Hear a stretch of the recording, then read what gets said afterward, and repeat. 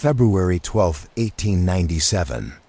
A child was born in the golden hills of Terrastini, Sicily, a small fishing village where the Mediterranean Sea whispers old secrets against old stone. His name was Guglielmo Vito Tocco, but history would come to know him by a different name. Black Bill Tocco, the man who would build an empire so quiet, so planned, that it would outlive him by generations. This is the story of how a Sicilian immigrant became the builder of one of America's longest-lasting criminal families. The Detroit Partnership, before we dive into the shadows of Prohibition-era Detroit. I want to know, where are you watching from? What time is it where you are? Drop a comment below and let me know if you're settling in for the night or just discovering these stories. And if you appreciate deep dive, historically accurate gangster content that helps you drift off to sleep, hit that subscribe button, give this video a like, and share it with someone who loves true crime history. Your support keeps these stories alive. Now let's step back in time. The Mediterranean sun rises differently over Sicily. It doesn't just light things up. It shows everything, every morning in Terrastini, that ancient fishing village sitting on Sicily's northwestern coast.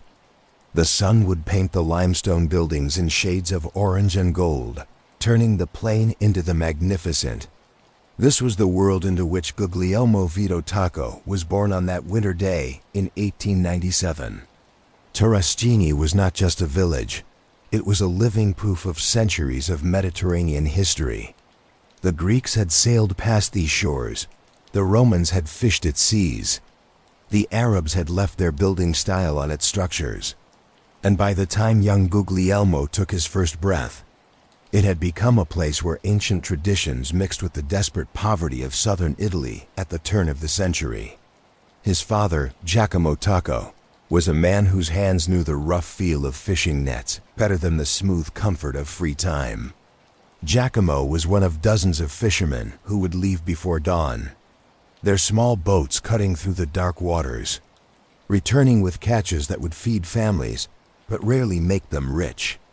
The Tocco family was large. Guglielmo was one of 7 children, and in a place where resources were scarce, every mouth to feed was both a blessing and a burden. His mother, Nicolina Moscheri, came from a family name that would later echo through the halls of Detroit's underworld. The Moscheri name carried weight in Terrastini, not for any criminal business, but for a reputation of honor and respect that was more important than money. In Sicily, particularly in these small villages, your family name was your money. It decided who you could marry, who would do business with you, who would stand beside you when trouble arrived at your door. And trouble in Sicily was never far away.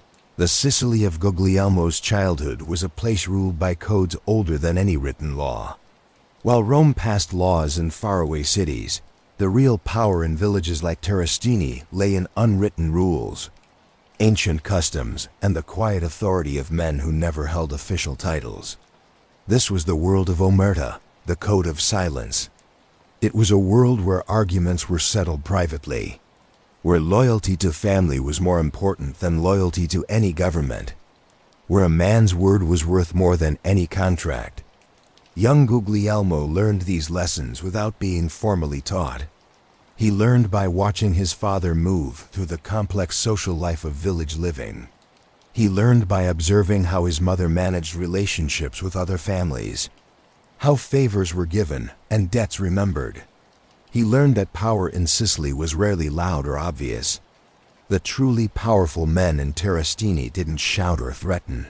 They spoke softly, and their words carried the weight of consequences that were not said. But everyone understood. The Tocco household, though poor by any material measure, was rich in the currency that mattered most in Sicily: honor. They paid their debts, they kept their promises. They showed respect to those who had earned it and demanded respect in return. When Giacomo's catch was good, he shared with neighbors whose luck had been bad. When times were hard for the Tocco family, those same neighbors remembered and returned the favor. But for all its beauty and ancient traditions, Sicily in the 1890s and early 1900s was a place of limited opportunities. The bringing together of Italy had brought promises of wealth that never happened in the south. While the industrial north grew rich, Sicily remained poor. Its people squeezed by landowners who didn't live there, and a government that seemed to exist only to collect taxes and draft young men for wars they didn't understand. By the time Guglielmo was a young boy, stories of America had begun to filter through Turrestini like rumors of a promised land. Letters arrived from cousins and uncles who had made the journey across the Atlantic. They wrote of factories where a man could earn more in a week than he might make in a month of fishing. They described cities of impossible size, where buildings touched the sky and opportunity seemed as plentiful as the Mediterranean sardines were scarce. These letters painted America as a place where the old limits didn't apply, where a man's future wasn't decided by his family's past, where hard work could lift the poorest peasant to unimaginable heights. They were recruiting tools. Really, letters designed to encourage more family members to make the journey, to strengthen the networks that immigrants were building in American cities. For Giacomo Tocco, these letters represented both hope and heartbreak. Hope that his children might escape the grinding poverty that had defined generations of Tocco family members before them. Heartbreak at the thought of leaving behind the village where his ancestors had lived for centuries, where every stone and street corner carried memories of his own childhood. The decision to immigrate was never made lightly. It meant selling what little the family owned. It meant saying goodbye to relatives they might never see again. It meant trusting their lives to a ship that would carry them across an ocean that had swallowed countless boats. It meant arriving in a country where they didn't speak the language, didn't understand the customs, and where they would be viewed with suspicion at best and open hatred at worst. But it also meant possibility, and in 1912, when Guglielmo was 15 years old, Giacomo made the decision that would change the course of his family's history forever. They would go to Detroit, Michigan, where other Turrestini families had started a new life, where work was plentiful in the growing automobile factories, where the future seemed brighter than the past. The journey from Turrestini to Detroit was a huge trip of early 20th century immigration. A story repeated millions of times with small differences, but always the same core of hope and hardship. The Tocco family made their way from their village to Palermo, Sicily's capital, where they would board a ship bound for America. Young Guglielmo watched his mother cry as she said goodbye to her sisters, knowing with a certainty that comes from the heart that she would never see them again. The ship and history doesn't record which vessel carried the Tocco family, though it was likely one of the many steamships that crossed the Atlantic routes. Was a study in contrasts. First-class passengers enjoyed comfortable cabins and fine dining. Steerage passengers, like the Tocco family, were packed into holds designed for maximum capacity rather than comfort, sleeping on thin mattresses laid over bare metal, eating simple meals that barely kept them alive. The voyage took weeks, the Atlantic, not caring about the dreams and hopes of those crossing its wide space, was rough. Many passengers were seasick for days. The air below decks was thick with the smell of unwashed bodies, vomit, and desperation. Children cried, adults prayed, and 15-year-old Guglielmo stood on deck whenever he could, watching the endless ocean, wondering what awaited them on the other side. When the ship finally entered New York Harbor and the Statue of Liberty came into view, even the most exhausted passengers found energy to crowd the rails and look upon that symbol of American promise. But for the Tocco family, New York was merely a stopping point. After the embarrassing processing at Ellis Island, the medical examinations, the questions, the stamping of papers, they boarded a train that would carry them to Detroit. The America that greeted the Tocco family in 1912 was a nation changing quickly. The Industrial Revolution was in full swing.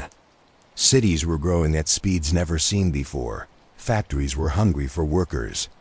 And immigrants provided that labor at wages that allowed American industry to compete globally. Detroit was at the center of this change. Its fate tied to the revolutionary new industry that was taking shape: automobile manufacturing. Henry Ford had introduced the Model T just 4 years earlier in 1908. His revolutionary assembly line methods were making cars affordable for ordinary Americans, and the demand seemed endless. Ford's Highland Park plant and other automobile factories dotted Detroit's landscape, their smokestacks painting the sky with the gray promise of industrial prosperity. The city's population was exploding, growing from about 285,000 in 1900 to over 465,000 by 1910, and continuing to jump as more immigrants and rural Americans arrived seeking work. But if Detroit represented opportunity, it also represented challenge. The city was divided along ethnic and racial lines, each group clustering in their own neighborhoods, speaking their own languages, keeping their own customs. The Irish had their neighborhoods, the Poles had theirs. The Germans claimed their territory, and the Italians, arriving in increasing numbers, established their area on Detroit's east side. This is where the Tocco family settled, in a neighborhood that would have felt familiar in its unfamiliar way. The streets were filled with Italian dialects from every region of the old country. Sicilians grouped together, Calabrians had their social clubs, Neapolitans their own gathering places. Store signs were in Italian. The Catholic churches held masses that could have been moved directly from villages in southern Italy.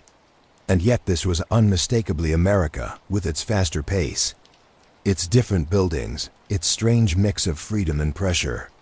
15-year-old Guglielmo, who was already beginning to answer to William, the American version of his name, found himself in a world that demanded rapid change. He had to learn English while helping support his family. He had to understand American customs while keeping Italian traditions. He had to move between the old world expectations of his parents and the new world opportunities that surrounded him. The immigrant experience in early 20th century Detroit was marked by a harsh reality. Most Italians were put on the lowest steps of the economic ladder. They worked the most dangerous jobs in factories. They lived in the most crowded apartments. They faced unfair treatment from Americans who viewed them with suspicion, stereotyping all Italians as criminals and troublemakers. Signs in shop windows sometimes read, "No Italians need apply." Newspapers ran cartoons showing Italian immigrants as dark-skinned, violent and inferior. Young William Tocco took in all of this. He watched his father, a skilled fisherman in Sicily, become unskilled factory labor in Detroit. He saw the shame in his mother's eyes when shopkeepers treated her with disrespect because of her accent. He experienced firsthand the prejudice that painted all Italians with the same brush, no matter their character or intentions. But he also saw something else. He saw that in the Italian neighborhoods, a different kind of power structure existed. There were men, usually older, always respected, who seemed to exist outside the normal levels of American society. These men didn't work in factories. They owned businesses, though rarely did those businesses seem to create legal wealth matching their lifestyles. They were asked for advice when arguments arose. They were approached when someone needed help that couldn't be obtained through official channels. They commanded respect that went beyond their official social standing. These were the men who would shape William Tocco's understanding of how power really worked in America. They were the receivers and doers of traditions that stretched back through centuries of Sicilian history. And in the immigrant neighborhoods of Detroit, far from the limits of either American law or Sicilian tradition, these men were creating something new, an American version of the Sicilian underworld, changed to fit the opportunities and challenges of the new world. William's teenage years in Detroit were formative in ways that would only become clear decades later. He worked various jobs, learning lessons about American business, both legal and not. He made connections with other young Italian Americans, many of whom were also seeking something more than the factory floor. And he kept his mouth shut and his eyes open, learning the most important lesson that Sicily had taught him: knowledge is power. But only if kept secret. The Detroit of William Tocco's youth was a city of opposites. It was a place of extraordinary new ideas where the automobile was changing transportation and, by extension, American life itself. It was a city of tremendous wealth, where industrialists like Henry Ford were gathering fortunes that would have been unimaginable a generation earlier.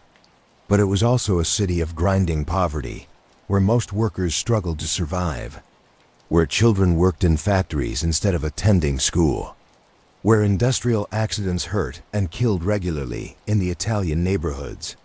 Traditional mutual aid societies provided support that government and mainstream society refused to offer. These organizations helped families pay for funerals, provided loans when factory work stopped, settled arguments before they turned to violence. They were legal groups serving a real need, but they also provided cover for less legal activities. And the line between mutual aid and criminal business was sometimes difficult to see. William Tocco grew up in this environment, learning to move through its complexities with an intelligence and carefulness that would later define his criminal career. He understood that survival required adaptability. He learned to show different faces to different audiences, the respectful son at home, the ambitious young man among his peers, the quiet worker to American employers. This ability to change identities while keeping a core sense of self would serve him well in the years to come. The year 1917 changed everything. Not just for William Tocco, but for America itself. On April 6th, President Woodrow Wilson signed a declaration of war against Germany, bringing the United States into the Great War that had been destroying Europe since 1914. Suddenly, the nation that many Italian immigrants had fled to for peace and opportunity was preparing for a conflict on a scale never before seen in human history. For young Italian-American men like William Tocco, now 20 years old, military service represented something more than patriotic duty. It was an opportunity to prove their Americanness, to show that these immigrants and children of immigrants were loyal to their adopted country. Anti-Italian prejudice had been fierce, with questions about whether Italians could truly be Americans, whether their loyalty might stay with the old country. Military service was a chance to answer those questions for sure. William Tocco enlisted in the United States Army, joining thousands of other Italian Americans who saw military service as both duty and opportunity. The Army offered steady pay, 3 meals a day, and a chance to earn respect that was harder to come by in civilian life for immigrants and children of immigrants. The uniform meant acceptance into American society in a way that factory work never could. The details of Tocco's military service remain frustratingly few in the historical record. We know he served. We know he was honorably discharged. We know that his service entitled him to apply for citizenship through a faster process. But the specifics, where he trained, whether he went overseas, what he saw, are lost to history, kept perhaps in military records that gathered dust in archives, but not yet found by historians focused on his later, more famous career.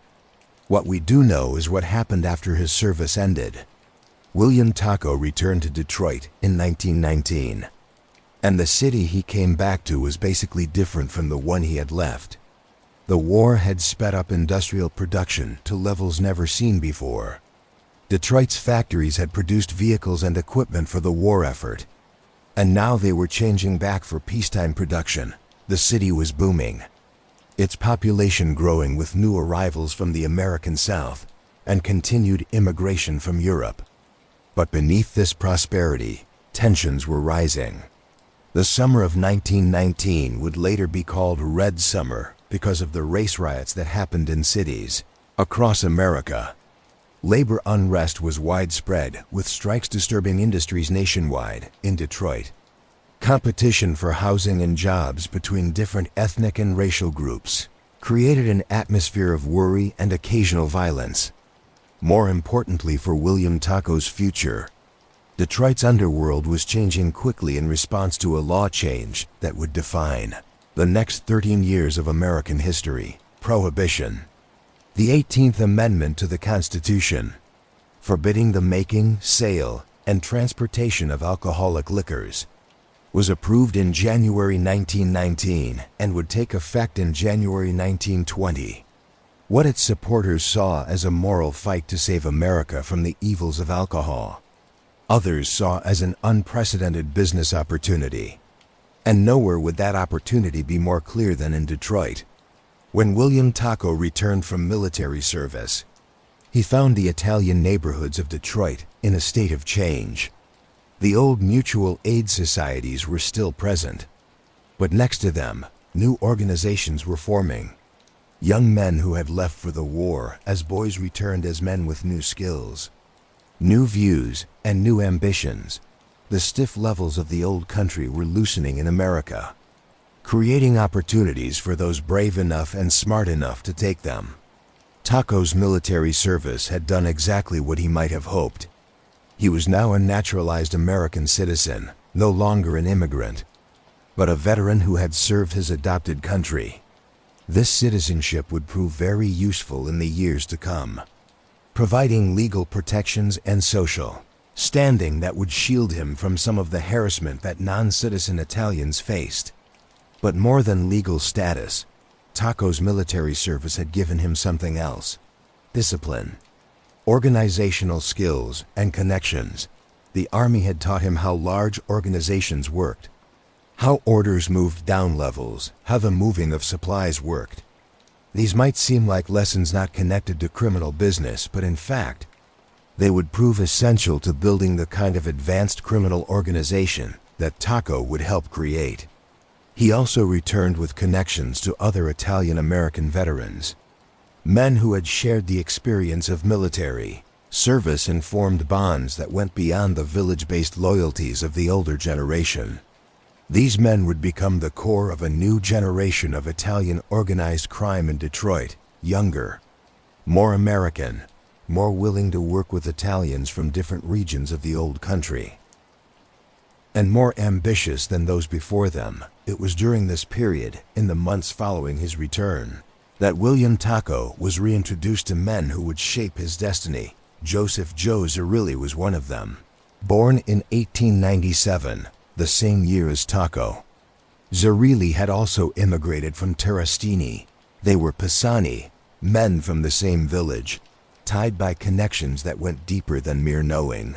Zerilli was smart, ambitious, and already involved in various businesses that existed in the gray areas between legal and illegal. Another key figure was Angelo Melli, born the same year as Tocco and Zerilli, part of the same generation of Italian Americans who were growing up in post-war Detroit. Melli had connections throughout the Italian community, a reputation for toughness, and ambitions that fit perfectly with the opportunities that Prohibition would soon present. These men, Tocco, Zerilli, Melli, formed the core of what would become known as the East Side Gang. But in late 1919, they were still young men looking for their opportunity, watching as older figures in Detroit's Italian underworld placed themselves for what everyone could see coming: Prohibition. The Italian underworld in Detroit at this time was not a single organization. Instead, it consisted of various groups, often organized around village or regional origins from Italy, sometimes cooperating, but just as often competing. There were the Janela brothers, who controlled bootlegging operations and other illegal activities on the east side. There were the Vitali brothers, who ran similar operations and were bitter rivals of the Janelas. There were smaller groups and independent workers, all trying to get position as Prohibition approached. The established thinking among these groups was that the key to success in the coming years would be controlling the bringing in and distribution of illegal alcohol. Detroit's unique geographic position, sitting directly across the Detroit River from Windsor, Ontario, Canada, meant that the city would inevitably become a major entry point for alcohol smuggled from Canada. where prohibition was either not in effect or less strictly enforced. William Tocco, Joseph Zerilli, and Angelo Melli made a calculated decision that would decide their futures. They would join themselves with the Janela brothers. The Janelas Sam, Vito, and Tony were already established in bootlegging operations. Having seen prohibition coming and built relationships with Canadian suppliers, they needed soldiers, reliable men who could handle the physical work of smuggling, enforce their territorial claims, and if necessary, fight against rivals. Tocco and his associates were perfect for this role. They were young, tough, and smart. They understood the old Sicilian codes, but weren't tied by the old Sicilian fights. They were veterans with military discipline and training, and they were ambitious, willing to do what was necessary to rise. In an organization where advancement often came through violence, this joining with the Janelas brought Tocco directly into Detroit's underworld at a crucial moment. Prohibition would officially begin on January 17, 1920, and the race was on to control the profitable business of supplying illegal alcohol to a city full of thirsty customers. But this joining would also draw Tocco into the violent conflicts that troubled Detroit's Italian underworld, conflicts that would claim many lives and make his reputation as a man not to be crossed. August 11, 1920, the summer heat lay heavy over Detroit. And in the Italian neighborhoods, tensions that had been building for months were about to explode into violence. William Tocco, 23 years old and now deeply involved in the Janela organization, found himself at the center of an incident that would both define his reputation and show his ability to escape consequences that would have destroyed a lesser man. Antonio Badalamenti was a leader in the Vitali gang, the main rivals of the Janelas. The Vitalis and Janelas had been at war for months, a conflict rooted in competition for bootlegging territories, old grudges from Sicily, and the kind of personal insults that, in the world of Sicilian honor culture, could only be answered with blood. Men from both sides had been killed, businesses had been bombed, and the police, to the extent they paid attention to violence in the Italian neighborhoods, seemed unable to stop it. Badalamenti's death was not random. According to police reports and later statements, he was targeted on purpose, shot down in a way that suggested careful planning rather than a sudden act of violence, and William Tocco was arrested for the murder. The arrest of Tocco for such a high-profile killing, a murder that was clearly part of the ongoing gang warfare, should have been the end of his criminal career before it truly began. At 23, he faced the prospect of spending the rest of his life in prison or worse. Execution. Michigan had capital punishment in 1920, and killing a rival gang member was exactly the kind of crime that could lead to the electric chair. But the charges were dropped. No trial, no guilty verdict. William Tocco walked free. The reasons for this remain somewhat unclear, lost in the fog of history and the deliberate hidden nature that surrounded organized crime investigations in that era. But several factors likely added to Tocco's release. First, witnesses in Italian neighborhoods were famously unwilling to testify, especially in cases involving underworld figures. Omerta, the code of silence, was not just a Sicilian tradition, it was a practical survival strategy. Testifying against someone like Tocco meant painting a target on your back and the backs of your family members. Second, police corruption in Prohibition-era Detroit was common. The amounts of money flowing through bootlegging operations were much larger than what most police officers earned in a year, and many officers were more than willing to take bribes, to look the other way or even actively help bootleggers. A case that relied on police witnesses or police-gathered evidence could easily fall apart if those officers were receiving payments from the Janela organization. Third, and perhaps most importantly, the Janela brothers had connections, political connections. Connections to lawyers, connections that could make evidence disappear or witnesses take back their statements.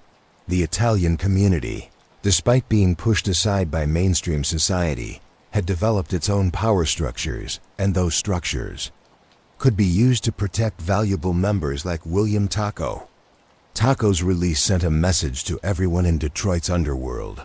This young man was protected, he was valuable, and he was not to be messed with. The very fact that he had been arrested for such a serious crime and walked away without punishment raised his status. He was now known not just as a soldier for the Janilas, but as someone who could handle serious situations without breaking under pressure. This is a crucial point in understanding William Tocco's later success. Many young men in the underworld were tough. Many were willing to use violence, but being tough and violent were merely entry-level qualifications. What separated future leaders from future dead men was the ability to move through the complexities of the criminal justice system, to maintain silence when arrested, to have the connections necessary to avoid being found guilty, and to come out of such situations with reputation improved rather than destroyed. Tocco showed all of these qualities at age 23. He showed that he could be trusted with the most serious work, murder, and that he would not become a problem if caught. He showed that he had protection, that the organization would stand behind him, and he showed that he possessed something that might be called criminal sophistication, the ability to operate in the space between violent action and legal consequence. The Badalamenti killing was part of the larger Janela Vitali War, a conflict that would rage through 1920 and 1921. Claiming many lives on both sides, these wars were not the romantic, honorable conflicts often shown in movies. They were brutal, bloody affairs that often claimed innocent bystanders along with intended targets. Businesses were bombed. Families received threats. The Italian neighborhoods lived in a state of low-level terror as the two organizations fought for control. William Tocco was in the middle of this violence.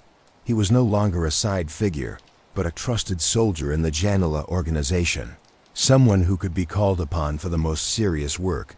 He learned the dark arts of his trade, how to plan a killing, how to ensure silence among those involved, how to create alibis, how to scare witnesses, how to get rid of evidence, how to appear normal even while engaged in violence. But he also learned something more important. He learned that violence, while sometimes necessary, was costly. Every killing brought police attention. Every murder created grieving families who might seek revenge. Every assassination risked payback that could spiral out of control.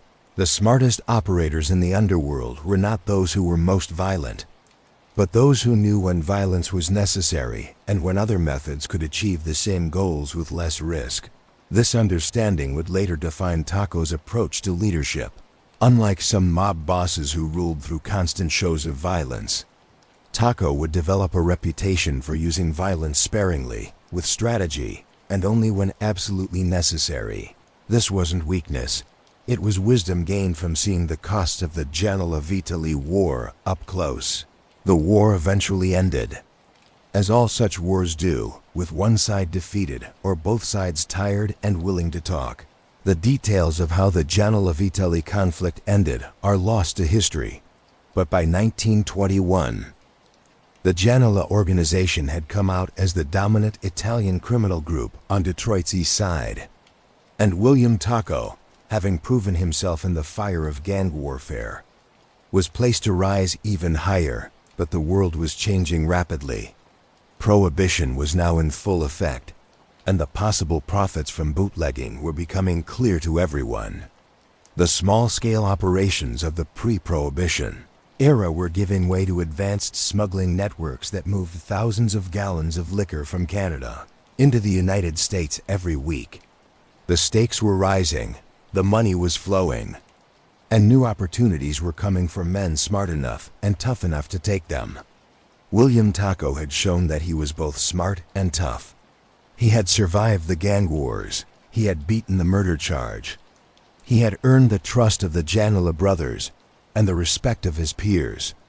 He was placed perfectly to take advantage of the golden age of bootlegging that was just beginning, and alongside his paisano, Joseph Zerilli, and their ally, Angelo Melli, he was about to help build an empire. January 17th, 1920, marked the official beginning of Prohibition, but in Detroit, The real boom in bootlegging didn't fully happen until 1921 and 1922, when the system for large-scale smuggling was set up and improved. By this time, William Tocco had moved beyond being merely a soldier. He was becoming an operator, someone who understood not just the muscle side of the business, but the moving of supplies, the politics, and the money aspects that separated successful bootleggers from those who ended up in prison or dead. The geography of Detroit made it ideal, almost certain, to become America's main entry point for smuggled alcohol. The Detroit River, which connects Lake St. Clair to Lake Erie, is narrow enough that on a clear day, you can easily see Canada from the American side. At its narrowest point, the river is less than a mile wide, this nearness to Canada, combined with the river's busy shipping traffic, made it relatively easy to smuggle alcohol across the border. The amount of illegal liquor flowing through Detroit during Prohibition was amazing. Many historians guess that up to 75% of the alcohol smuggled from Canada into the U.S. during Prohibition flowed through the Detroit-Windsor corridor. Think about that for a moment. 3/4 of all the speakeasy drinks, all the bootleg bottles, all the illegal alcohol consumed across an entire nation entering through one city. The money effects were enormous for the men controlling this flow, and William Tocco was quickly becoming one of those men. The profits were beyond anything most Americans could imagine. A case of Canadian whiskey that cost perhaps $10 wholesale in Windsor could be sold in Detroit for $50 or more, and for even higher prices in New York, Chicago, or other distant markets. The profit margins were so huge that bootleggers could afford to lose entire shipments to police raids and still make fortunes. But the moving of supplies of bootlegging were complex and required advanced organization. It wasn't enough to simply buy liquor in Canada and bring it across the river. You needed relationships with Canadian suppliers who could provide large amounts reliably. You needed boats, fast boats that could outrun police patrols.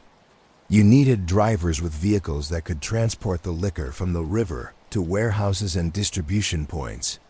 You needed warehouses themselves, hidden from police but reachable to distributors.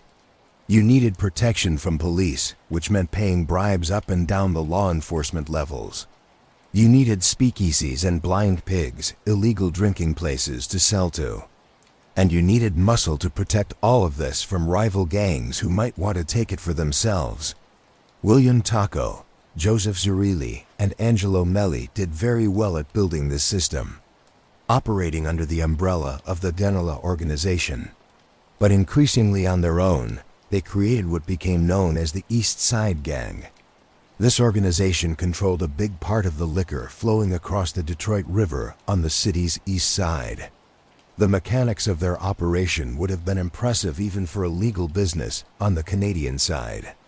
They set up relationships with distilleries and breweries that were operating legally under Canadian law. These Canadian businesses were more than happy to sell to American bootleggers, after all. It was legal for them to sell, even if they knew the alcohol was meant for illegal drinking in the United States. The alcohol would be transported to docks on the Canadian side of the Detroit River, often to locations across from friendly territories on the American side. Then came the dangerous part, the crossing, in winter when the river froze. Bootleggers would sometimes drive trucks directly across the ice, a terrifying journey that claimed lives when vehicles broke through into the freezing water below. In warmer months, speedboats made the journey, their powerful engines allowing them to outrun the Coast Guard vessels that patrolled the river. Tocco and his partners invested heavily in boats. These weren't ordinary vessels, but specially changed speedboats with powerful engines that could carry heavy loads of liquor while keeping speeds that made them nearly impossible for authorities to catch. The bootleggers knew every inch of the Detroit River, every cove and inlet where a boat could hide, every sandbar and current that might trip up followers unfamiliar with local waters. Landing sites on the American side were carefully chosen and constantly rotated to avoid, setting up predictable patterns that police could target. Once the liquor was on American soil, it would be loaded into trucks and taken to warehouses scattered throughout the east side. These warehouses were often legal businesses that provided cover: a trucking company, a furniture warehouse, a cold storage facility that had a hidden section where cases of whiskey were stored next to legal cargo. From the warehouses, the liquor would be distributed to a network of speakeasies, blind pigs, and private clients. The East Side Gang controlled hundreds of these illegal drinking places, either owning them completely or collecting protection, money in exchange for supplying them with liquor and keeping rival gangs away. Each speakeasy represented a steady stream of income, and the number of such places in Detroit was astonishing by some guesses. There were more than 25,000 blind pigs operating in Detroit during Prohibition. More speakeasies than legal saloons had existed before Prohibition began. But it wasn't just the moving of supplies that William Tocco and his partners mastered, it was the politics. Successful bootlegging required moving through a complex web of relationships with police, politicians, and other criminals. The East Side Gang paid big bribes to police officers at every level, from beat cops, who would look the other way during deliveries, to high-ranking officials who would warn them about planned raids. They made campaign payments to politicians, who would ensure that law enforcement resources were directed away from their operations. And they talked out territorial agreements with other criminal groups to reduce violent conflicts that would bring unwanted attention. One of the most important political relationships the East Side Gang built was with the city of Hamtramck, a small city completely surrounded by Detroit. Hamtramck had its own police force and government, and the East Side Gang, through bribes and political influence, effectively controlled it. The city became a safe place for bootlegging operations, with warehouses and distribution centers operating openly under the protection of corrupt officials. The Venice Cafe in Hamtramck became legendary in Detroit's underworld, a speakeasy that operated openly, serving as both a drinking place and a meeting place for mobsters. Police who weren't on the payroll learned not to go into Hamtramck looking for bootleggers. Those who did found their careers suddenly ending, or worse. The level of corruption was so complete that Hamtramck became known as Little Cicero, a reference to the Chicago suburb that Al Capone had similarly corrupted and controlled. William Tocco's role in all of this was becoming increasingly important. While older figures in the Janela organization handled certain traditional parts of leadership, Tocco was coming out as the brains behind the bootlegging operation. He understood moving supplies in a way that many of his contemporaries didn't. His military experience had taught him about supply chains, organization, and discipline. He could see the big picture while managing the details. More importantly, Tocco was developing a reputation for reliability and quiet intelligence. He didn't drink too much. He didn't go to the speakeasies his organization supplied. Keeping a separation between business and pleasure, he didn't talk unnecessarily. Understanding that loose lips in the bootlegging business could lead to arrests or assassinations, he kept careful records, not written records that could be seized by police, but mental accounting that allowed him to track money, debts, and responsibilities across the complex network of relationships that bootlegging required. His partnership with Joseph Zerilli was particularly important during this period. Zerilli was developing similar skills and a similar reputation. The two men, both from Terrastini, both the same age, both veterans, complemented each other perfectly. Where Tocco did well at moving supplies and organization, Zerilli had a talent for people management and conflict resolution. Together, they were building something more advanced than a mere gang. They were creating a criminal business that operated with the efficiency of a legal corporation. Angelo Melli brought his own strengths to the partnership. Melli was the enforcer, the man who could be counted on when violence was necessary. But he wasn't a mindless thug. Melli understood that the threat of violence was often more effective than violence itself. His reputation alone was sometimes enough to keep competitors away or convince unwilling speakeasy owners to buy only from the East Side Gang.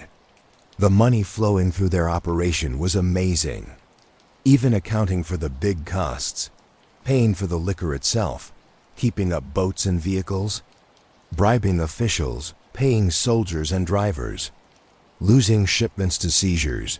The profits were huge. William Tocco was becoming wealthy, not with the flashy shows of wealth that characterized some bootleggers, but with the quiet gathering of assets that wouldn't draw attention. He invested in legal businesses, understanding that bootlegging couldn't last forever, and that having legal sources of income provided both cover and long-term security. He bought property, taking advantage of Detroit's still growing real estate market. He helped family members, bringing cousins and brothers into the organization, building loyalty through shared prosperity. And he began to establish himself not just as a bootlegger, but as a man of respect in the Italian community, someone who could be approached to solve problems, settle arguments, or provide help when legal channels failed. This double role, criminal and community leader, was typical of successful Italian organized crime figures in communities that faced unfair treatment from mainstream society and were often not served by legal institutions. Men like Tocco filled a gap.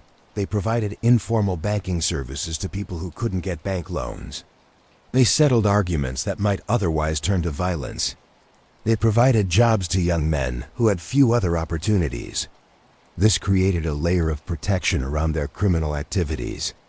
As community members became invested in their success and unwilling to cooperate with authorities. But the bootlegging world was never stable.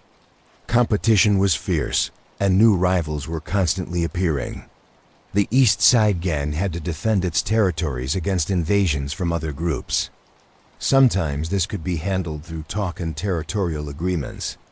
Other times violence was necessary. Tocco and his partners had to constantly judge threats, decide when to fight and when to compromise, and keep the delicate balance between aggression and control that kept their operation profitable without starting destructive wars. One constant threat came from the Purple Gang, a mostly Jewish criminal organization that controlled much of the liquor business on Detroit's west side. The Purple Gang was known for its violence and cruelty, and its members had no patience for the old Sicilian codes that sometimes limited Italian gangsters. Relations between the East Side Gang and the Purple Gang were complex. Sometimes they cooperated, sharing territories or working together on large smuggling operations. Other times they were on the edge of war. Tocco showed diplomatic skills in managing this relationship. He understood that an all-out war with the Purple Gang would be costly for both sides and would bring police attention that would hurt everyone's business. So he talked, compromised when necessary, and kept a tense peace that allowed both organizations to prosper. This ability to see beyond immediate conflicts to long-term interests was one of the qualities that separated Tocco from less successful mobsters. The year 1923 marked a turning point in William Tocco's life, one that would tie his fate to the Zerilli family in a way that would shape Detroit organized crime for generations. On a date lost to history, but sometime during that prosperous year, William Tocco married Rosalie Zerilli, the sister of his close associate Joseph Zerilli. In Sicilian culture, and in the Italian-American organized crime world that drew heavily from Sicilian traditions, marriage was never merely a personal matter. It was a strategic alliance, a way of binding families together, of creating duties and loyalties that went beyond any business partnership. By marrying Rosalie, William Tocco was doing more than taking a wife.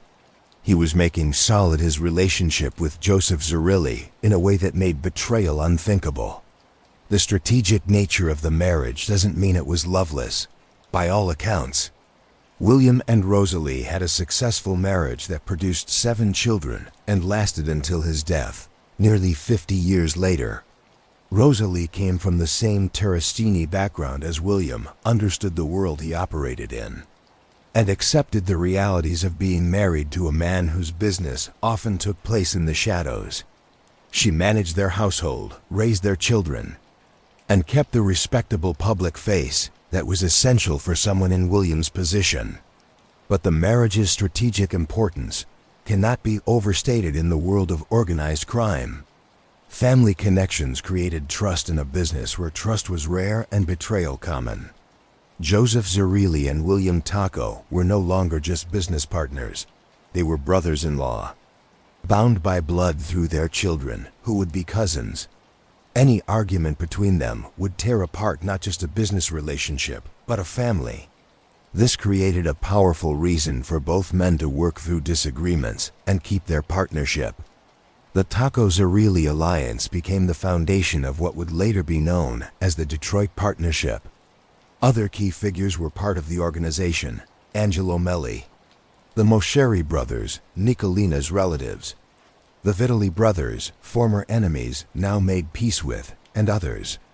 But Tocco and Zerilli were the core, the partnership around which everything else turned.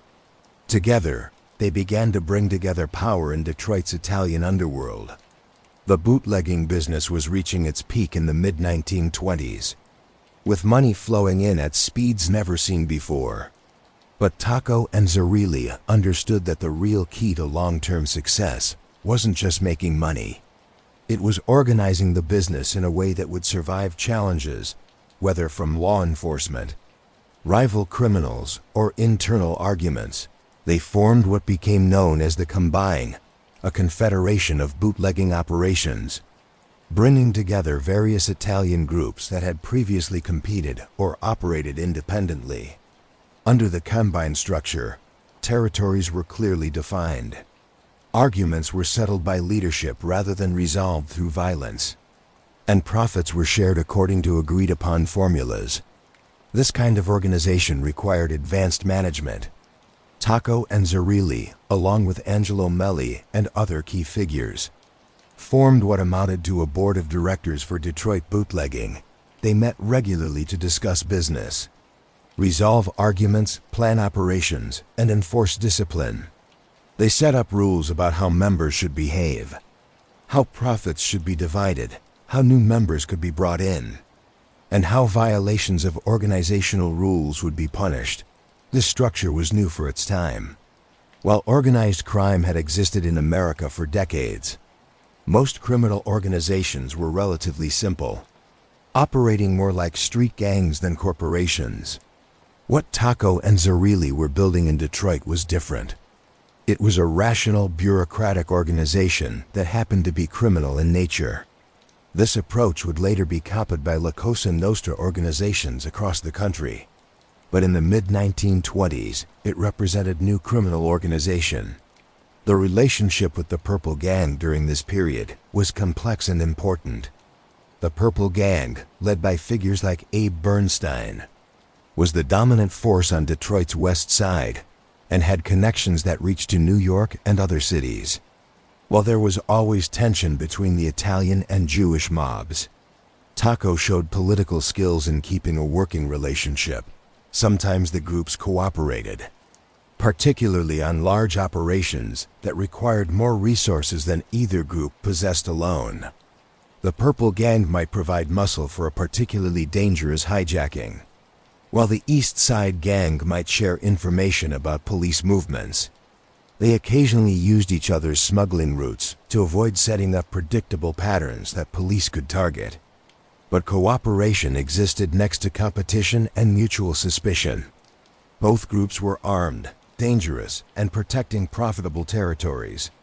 Tocco had to constantly adjust the relationship, showing enough strength that the Purple Gang wouldn't see the Italians as easy targets, but avoiding actions that might start a war that nobody could win. This required diplomatic skills, emotional intelligence, and strategic thinking that went far beyond the simple toughness that many mobsters possessed. William Tocco's wealth during this period was growing substantially. The bootlegging profits were huge. And unlike some mobsters who spent freely and drew attention to themselves, Tocco was relatively careful about showing his wealth. He lived well, but not noticeably. He dressed nicely, but not flashily. He drove good cars, but not the most expensive models. This carefulness was partly about avoiding police attention. Obviously, wealthy bootleggers were obvious targets for tax investigations, even in the 1920s. But it was also about keeping respect in the Italian community. In Sicilian culture, excessive show was considered rude. True respect came not from showing wealth, but from showing power quietly, from being someone others approached for favors, from having the resources to help when help was needed. Tocco built this image carefully. He helped family members who struggled. He gave to Italian community organizations. He attended church regularly, keeping at least the appearance of normal respectability. He was building a reputation that would serve him well in the years to come. The reputation of a man who was successful, certainly, but who hadn't forgotten his roots or his community. His children were growing during this period. William and Rosalie would eventually have 7 children in total. And Tocco was determined that they would have opportunities he had never had. They would be educated, they would grow up in comfortable homes. They would have choices about their futures. This concern for his children's welfare was real. But it also reflected a common pattern among successful criminals: the desire to use ill-gotten wealth to provide legal opportunities for the next generation. But even as Tocco built his family and his fortune, dark clouds were gathering on Detroit's horizon. The bootlegging business, despite all the money it created, was basically unstable. Too many people wanted a piece of the profits. Too many ambitious young men saw bootlegging as their ticket to wealth and respect. Too many rival groups were operating in close space with not enough territories to satisfy everyone's ambitions. Competition was getting stronger. New groups were forming. Old alliances were straining under the pressure of enormous profits and equally enormous pride. The Janela brothers, who had provided Tocco's entry into the underworld, were losing their grip on power as younger, more aggressive men challenged their authority. The various Sicilian families, the Tocco family, the Zerilli family, the Mosseri family, the Vitali family, were trying to get position within the Italian underworld. And non-Italian groups like the Purple Gang were expanding their operations into territories that Italians considered their own. The stage was being set for a period of violence that would be bigger than the Janela Vitali War of the early 1920s. The next few years would test William Tocco in ways that bootlegging profits never could. His ability to survive and even do well during this period of chaos would show why he would eventually come out as Detroit's most powerful mob boss. But that coming out would come at a terrible cost, paid in blood on the streets of Detroit during what would be remembered as the Crosstown Mob Wars. The years 1930 and 1931 were the most violent in Detroit organized crime history, a period when ambition, betrayal, and the enormous profits of bootlegging combined to turn the city's Italian neighborhoods into a war zone. This period, known as the Crosstown Mob Wars, would reshape Detroit's underworld and ultimately lead to the formation of the modern Detroit Partnership. William Tocco, now 33 years old and at the height of his powers, would come out from this fire as the dominant figure in Detroit Italian organized crime. To understand the Crosstown Mob Wars, we need to understand the layout of Detroit Italian organized crime in the late 1920s. The various groups that had appeared during Prohibition, the East Side Gang, the West Side Mob, various Sicilian groups with roots in different villages, had kept a tense peace largely because there was enough money for everyone. But by 1930, several factors were creating instability. First, Prohibition was clearly in its final years. Public opinion had turned against it. The Depression had made the tax money from legal alcohol sales increasingly attractive to governments desperate for income. Smart criminals could see that the bootlegging golden age was ending. which meant that future profits would have to come from other sources: gambling, labor racketeering, extortion. These businesses weren't as profitable as bootlegging, which meant there wouldn't be enough to satisfy everyone who had grown wealthy during Prohibition. Second, a new generation of Italian-American criminals was appearing. Men who had grown up in America, who didn't have the same respect for old Sicilian levels, who were more ruthless and less patient than those before them. These young Turks looked at aging bosses and saw opportunities for advancement that didn't require waiting for natural passing of power. Third, territorial arguments that had been manageable during Prohibition's peak were becoming more serious as groups tried to expand their operations or defend their territories against invasion. What might have been resolved through talk when everyone was making money became a reason for violence when profits were threatened.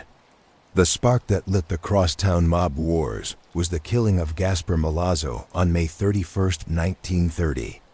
Milazzo was the boss of Detroit's Mafia family, or at least one version of it. As the organizational structure at this time was fluid and argued about, he was a traditional Sicilian boss, old school in his methods and attitudes. His killing was almost certainly ordered by men who wanted to take control of the organization and modernize it. The details of who ordered Milazzo's death remain argued. Some historians believe it was Cesare Chester Lamar, another powerful figure in Detroit's Italian underworld. Others believe it was a plan involving multiple groups.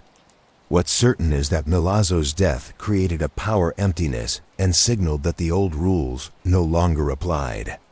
If a boss could be killed, then no one was safe. The only security came from strength, the strength to kill your enemies before they killed you. The violence that followed Milazzo's killing was shocking even for a city that had seen plenty of gang warfare during Prohibition. In the summer and fall of 1930, bombings and shootings happened with frightening frequency. Cafes and social clubs visited by mobsters were shot up or bombed. Cars were ambushed on city streets. Men were killed in their homes, sometimes in front of family members. The police, even those not on the mob's payroll, seemed unable to stop it. William Tocco and Joseph Zerilli, along with their East Side gang, were deeply involved in this conflict. They had to be. Neutrality wasn't an option. When rivals might understand non-involvement as weakness and target you accordingly. But Tocco approached the war with his usual calculation. He understood that surviving the conflict was more important than winning any particular battle. He focused on protecting his own people and operations, while avoiding unnecessary actions that might make him a main target. This defensive position reflected a key part of Tocco's leadership philosophy. Violence should serve strategic purposes, not personal ones. Some mobsters during this period seemed to kill out of anger, revenge, or hurt pride. Tocco killed or ordered killings only when necessary to protect his organization or remove obstacles that couldn't be dealt with any other way. This control, paradoxically, made him more dangerous than more openly violent rivals. Because when Tocco did order a killing, it was carefully planned and done with precision. Cesare Lamar came out as a key target during the crosstown mob wars. Lamare, who likely played a role in Milazzo's killing, was trying to bring together power and force other groups to submit to his authority. But his methods were too heavy, and he made too many enemies too quickly. On February 7, 1931, Lamare was killed in his home, shot down in what appeared to be a professional killing. Lamare's death didn't end the violence. If anything, it got stronger as his supporters sought revenge while his enemies tried to take advantage of the opportunity his death created. But it did make the situation clear.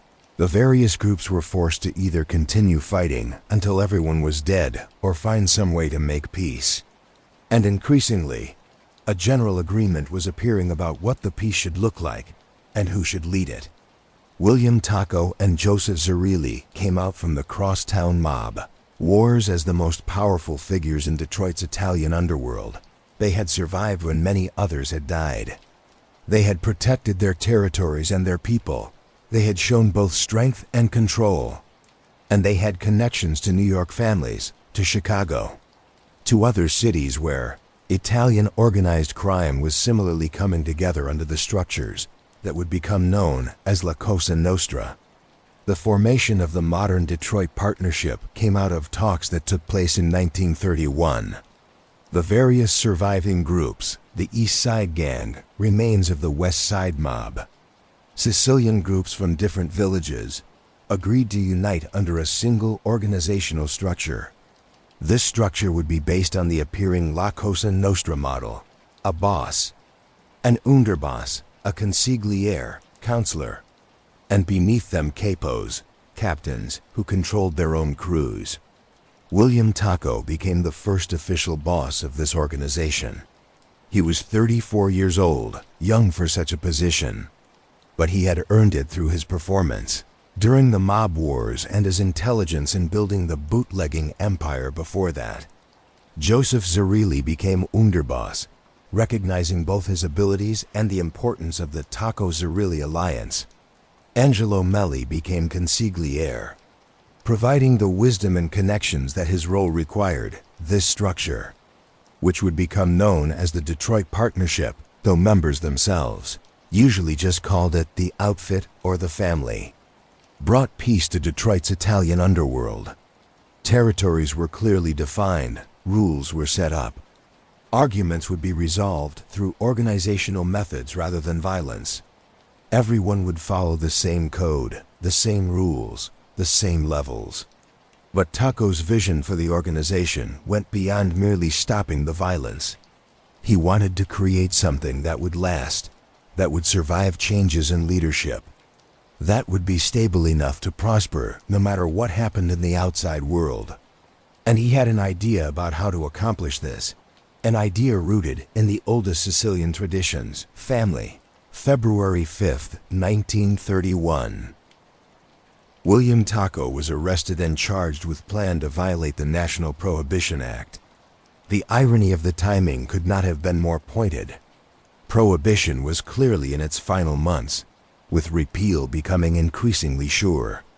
Yet here was the most successful bootlegger in Detroit, finally facing federal charges for the very activity that had made him wealthy and powerful.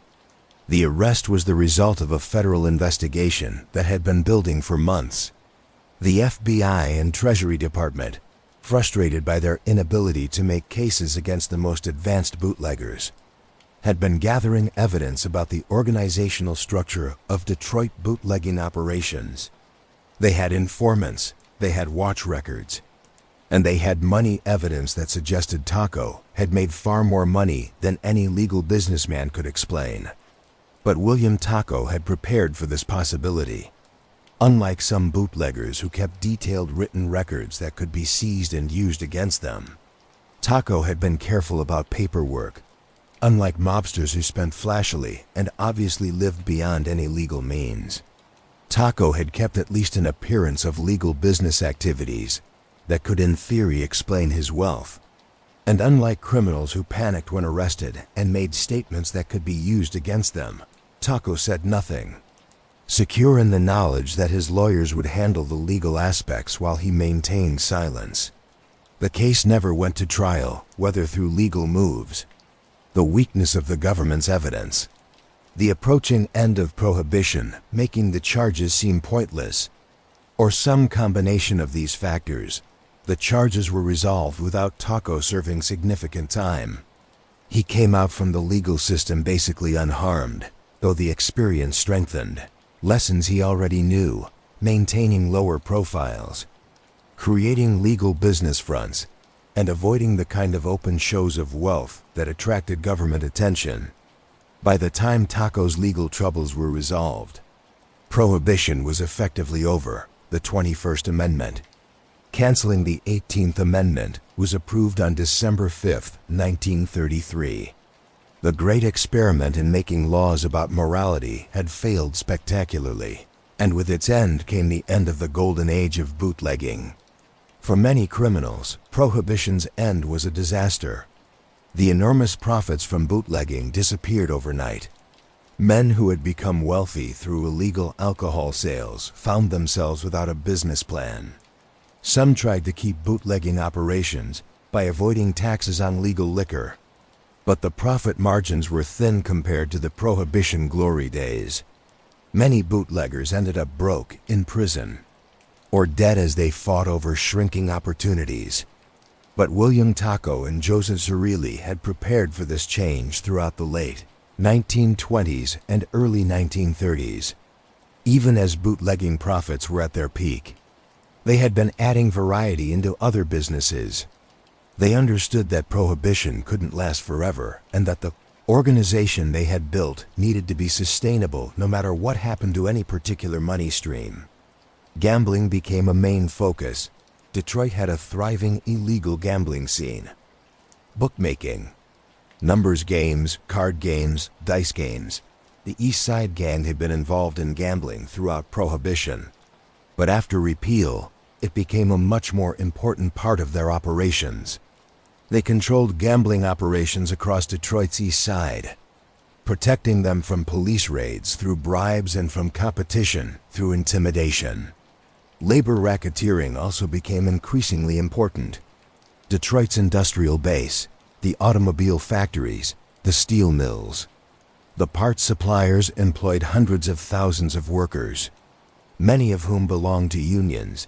These unions controlled access to jobs, talked out contracts with management, and had big treasuries for organized crime. Unions represented multiple opportunities. They could place their people in union leadership positions. They could get money from both management and workers. They could use union pension funds for loans. And they could use union muscle for their own purposes. The Detroit Partnership, under Tocco's leadership, began building relationships with union leaders, particularly in the Teamsters Union. These relationships would prove very valuable in the coming decades, providing both legal income streams and cover for criminal activities.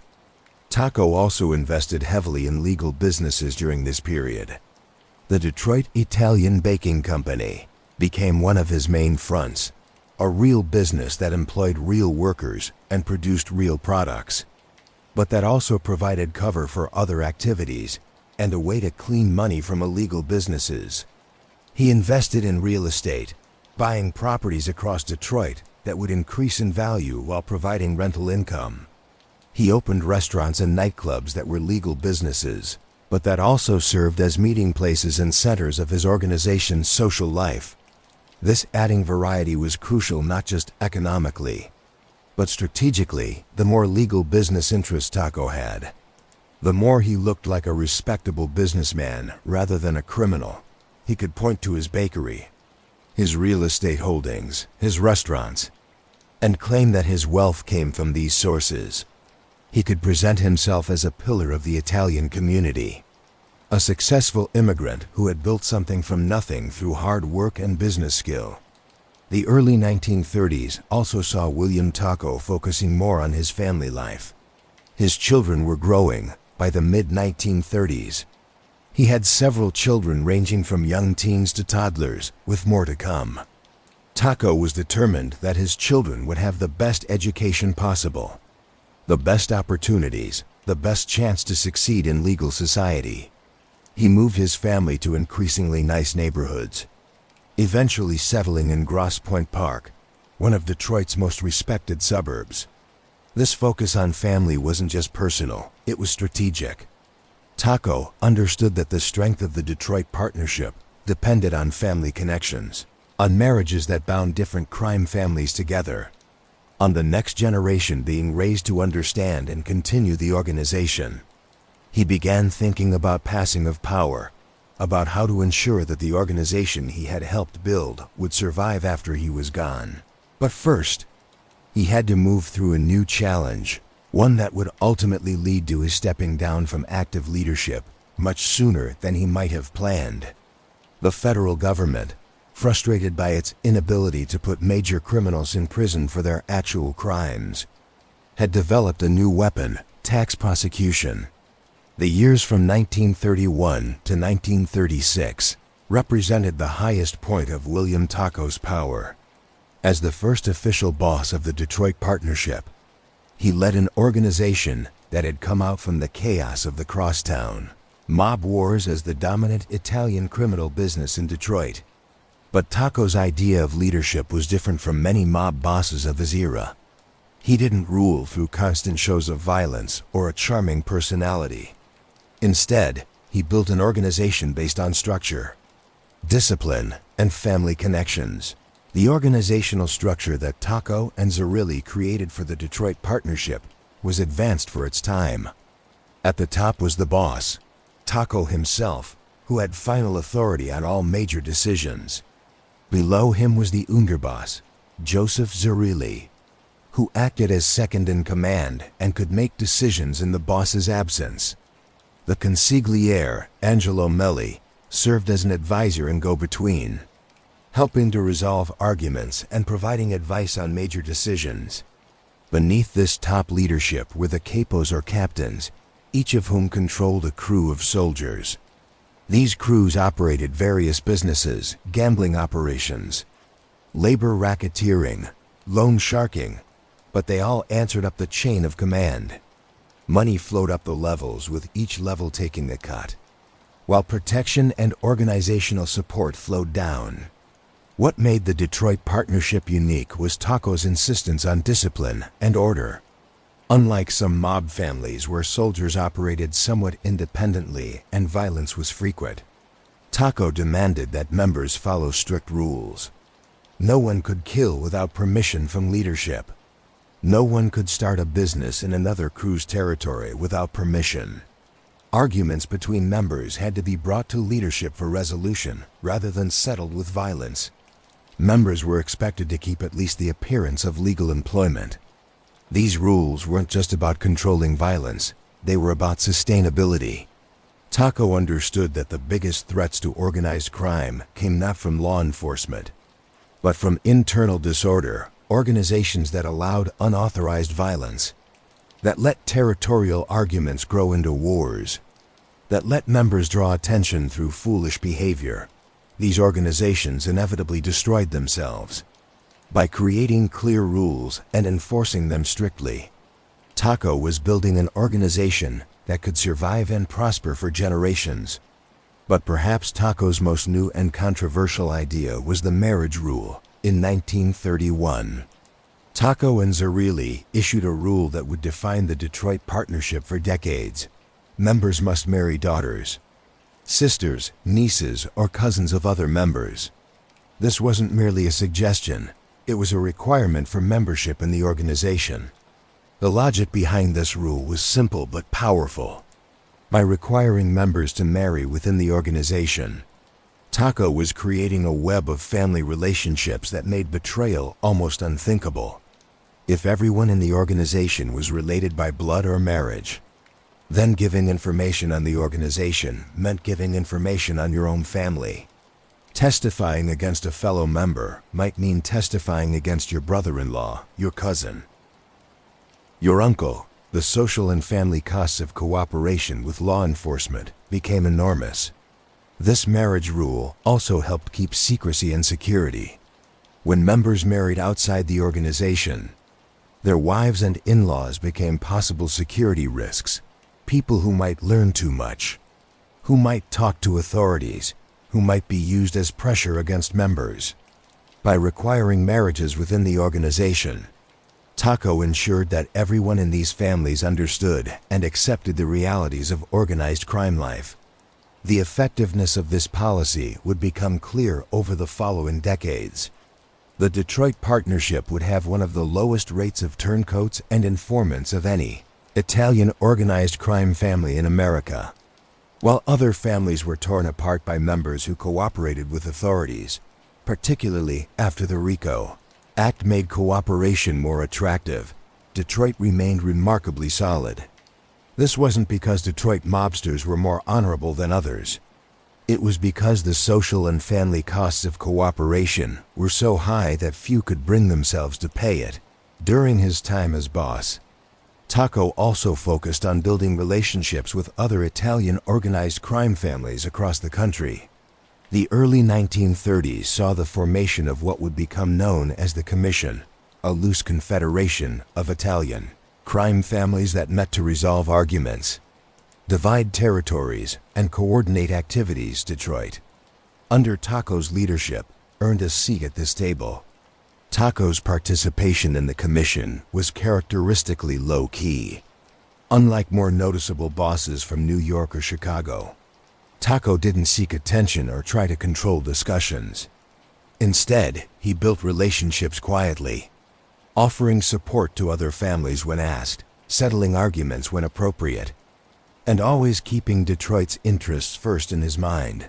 This approach earned respect. Detroit came to be seen as a reliable family, one that kept its word and caused minimal drama. These national connections served multiple purposes. They allowed Detroit to coordinate activities with other families, particularly in labor racketeering, where unions often crossed city and state lines. They provided places for Detroit mobsters who needed to leave town temporarily to avoid heat from law enforcement. They created opportunities for profitable joint projects, and they provided a way for resolving arguments that might otherwise grow into costly wars. Tocco also focused on keeping peace within Detroit's underworld. The Detroit Partnership controlled the Italian organized crime activities on the city's east side. But other groups operated in Detroit as well, the Purple Gang, though dropping from its peak in the late 1920s, still had to be managed. Various other ethnic criminal groups, Polish, Irish, African American, controlled their own territories and businesses. Tocco's approach was to talk rather than fight whenever possible, setting up boundaries and keeping relationships that allowed everyone to operate profitably. This isn't to say that violence disappeared under Tocco's leadership. It didn't. When members violated rules, they were punished, sometimes fatally. When outside groups moved into Detroit Partnership territories, they were warned, and if the warnings were ignored, dealt with violently. When someone threatened to cooperate with authorities, they were silenced, but violence under Tocco was always purposeful, always allowed by leadership, always calculated to advance organizational interests rather than settle personal scores. The Detroit Partnership under Tocco also kept strict rules about how members should behave in public. Members were expected to dress well, but not noticeably. They were expected to keep legal business fronts. They were expected to avoid drawing attention from police through public drunkenness, fighting, or other foolish behavior. They were expected to show respect to community members, particularly older Italians. They were expected to give to Italian community organizations and charities. These expectations served multiple purposes. They helped keep the organization's image in the Italian community, ensuring that community members saw them as helpers rather than hunters. They reduced police attention by avoiding the kind of public disorder that caused crackdowns. And they strengthened the idea that membership in the organization was a privilege that came with responsibilities, not just rights. William Tocco's home life during this period reflected his status and his values. The Tocco family home in Grosse Pointe Park was big, but not ridiculously noticeable. It was the kind of house that a successful businessman might own. Nice, but not so nice that it would seem impossible to afford through legal means.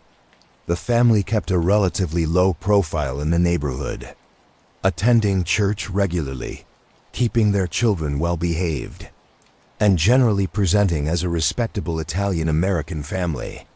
Rosalie Tocco managed the household and raised the children while William managed his criminal empire. She was the public face of the family in many ways, attending church functions, taking part in Italian community events, and keeping relationships with the wives of other mobsters. Her role was crucial in an organization built on family connections.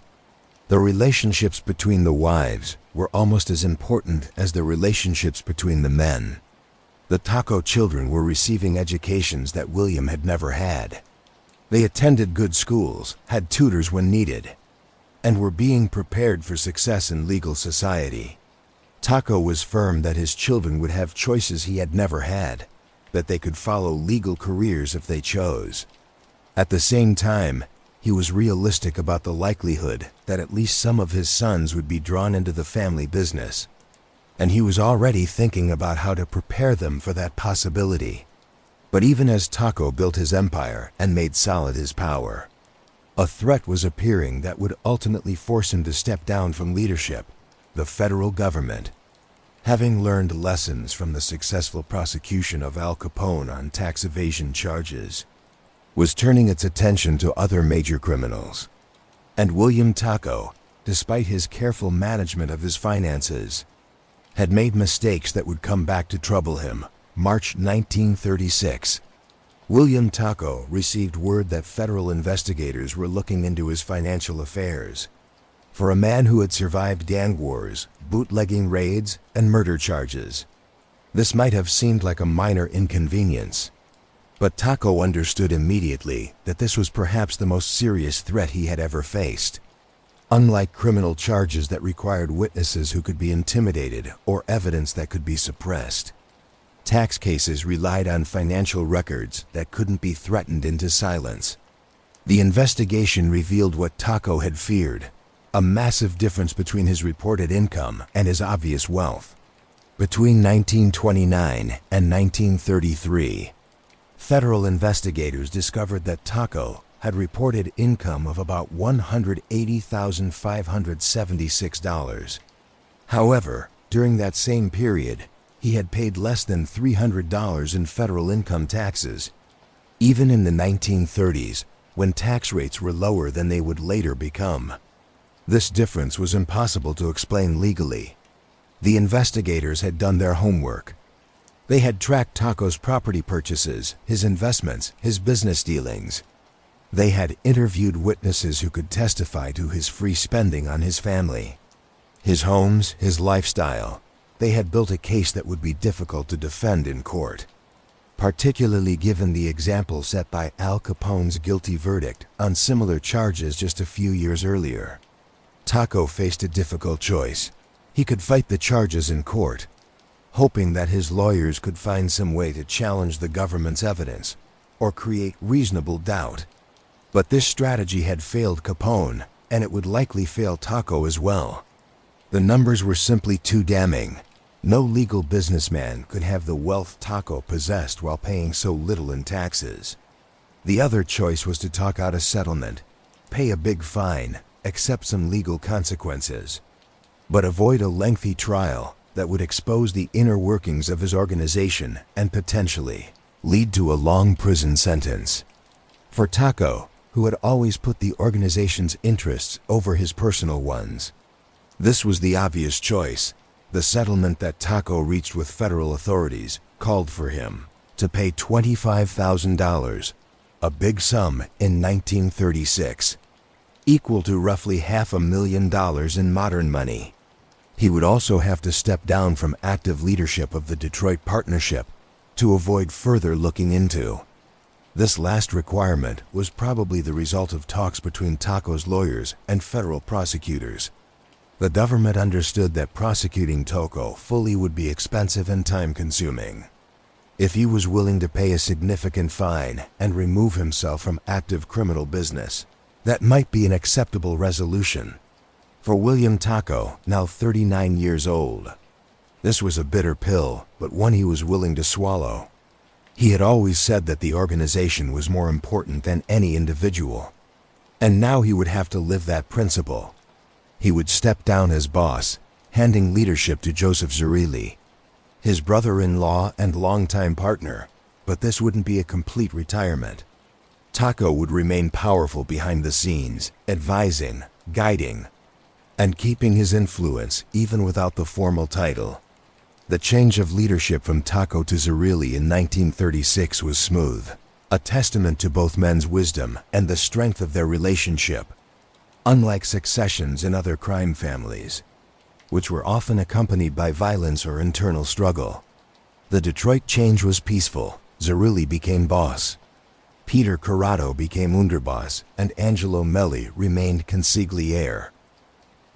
But everyone understood that Tocco, though no longer officially in charge, remained a powerful voice whose opinions carried enormous weight.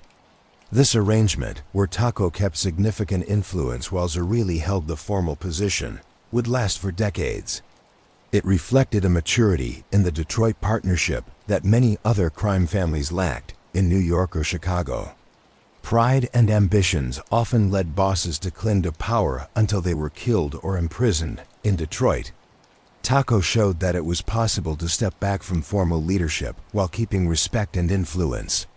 The settlement of the tax case and Tocco stepping down also reflected his understanding of how law enforcement was changing. The days when bootleggers could operate openly with minimal interference were over. Prohibition's repeal had allowed federal agents, who had focused on alcohol violations, to turn their attention to other crimes. The success of tax prosecutions against major criminals meant that every mobster now had to worry about their financial records. The federal government was becoming a serious threat in ways that local police, often corrupt or ineffective, had never been. Tocco adapted to this new reality by lowering his profile even further.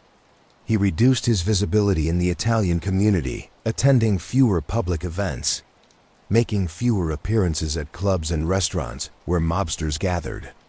He kept his legal businesses but put more distance between himself and the day-to-day operations. He became even more careful about how he spent money, ensuring that his lifestyle could be explained by his legal income.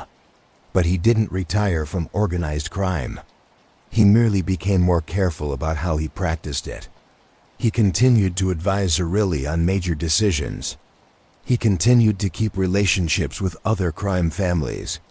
He continued to profit from the Detroit partnership's various businesses. He simply did it all more quietly, more carefully, with greater attention to the legal risks that now accompanied organized crime in ways they hadn't during Prohibition's high point.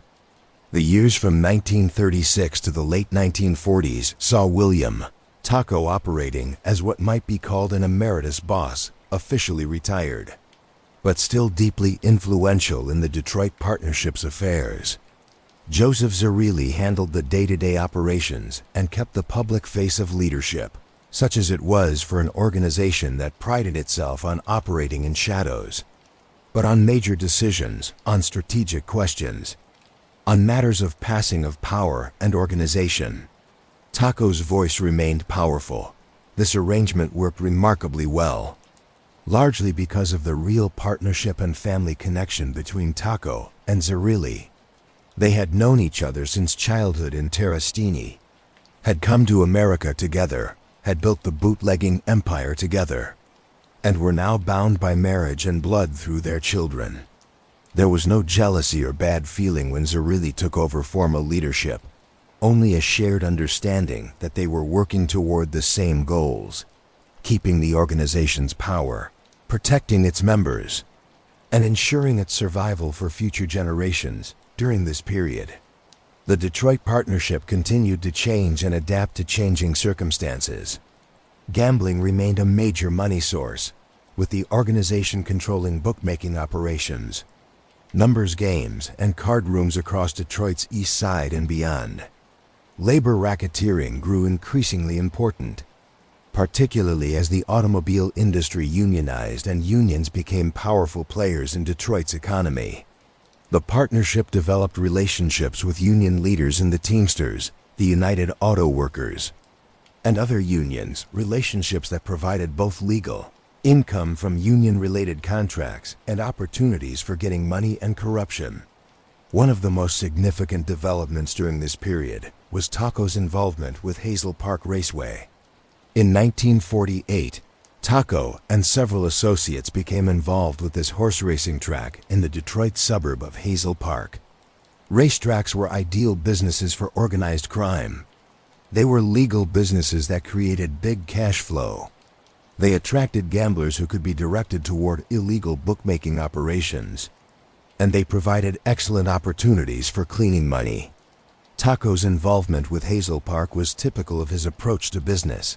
keeping enough distance to avoid obvious criminal responsibility, while ensuring that the partnership benefited from the operation. He didn't officially own large parts of the track. Others held the formal ownership shares. But through various arrangements, hidden interests, and relationships with legal owners, Tocco ensured that the partnership profited substantially from Hazel Park's operations. The racetrack also provided a place for socializing and conducting business in a setting that seemed legal. Tocco could attend races, meet with associates, discuss business matters, all while appearing to be merely a successful businessman enjoying a day at the track. This mixing of legal and illegal, of public respectability and criminal business, was something Tocco had mastered over decades. During the 1940s, Tocco also focused increasingly on building relationships with Italian crime families in other cities, relationships that would benefit Detroit for decades. The Detroit partnership kept particularly close ties with families in New York, Chicago, Cleveland, and Buffalo, all cities with big Italian populations and strong organized crime presences. These relationships were kept through visits, meetings at neutral locations, and strategic marriages between families. The marriage of Tocco's son Anthony to Carmela Profaci in 1952 represented the highest point of William Tocco's strategy of building power through family alliances. Carmela was the daughter of Joseph Profaci, the boss of one of New York's 5 families, the family that would later be known as the Colombo family. This marriage connected Detroit directly to one of the most powerful crime families in America, creating duties and alliances that went beyond business. The marriage wasn't arranged in the old Sicilian sense. Anthony and Carmela had met and genuinely cared for each other. But it also wasn't coincidental. The worlds in which the children of mob bosses moved were small and carefully managed. When young people from crime families met at weddings, at social gatherings, at clubs where mobsters socialized, these meetings were not accidental.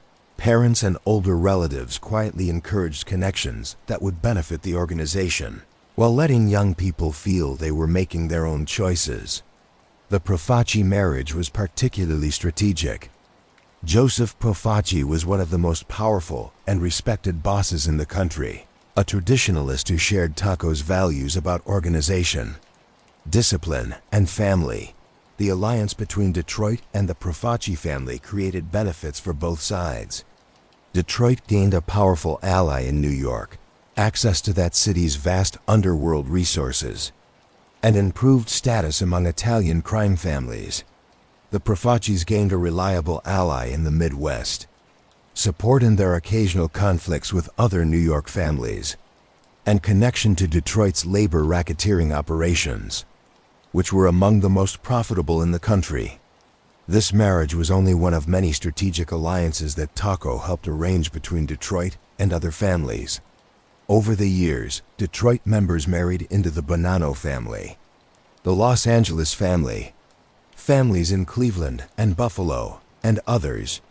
Each marriage created a web of relationships, duties, and mutual interests that strengthened Detroit's position in the national organized crime scene.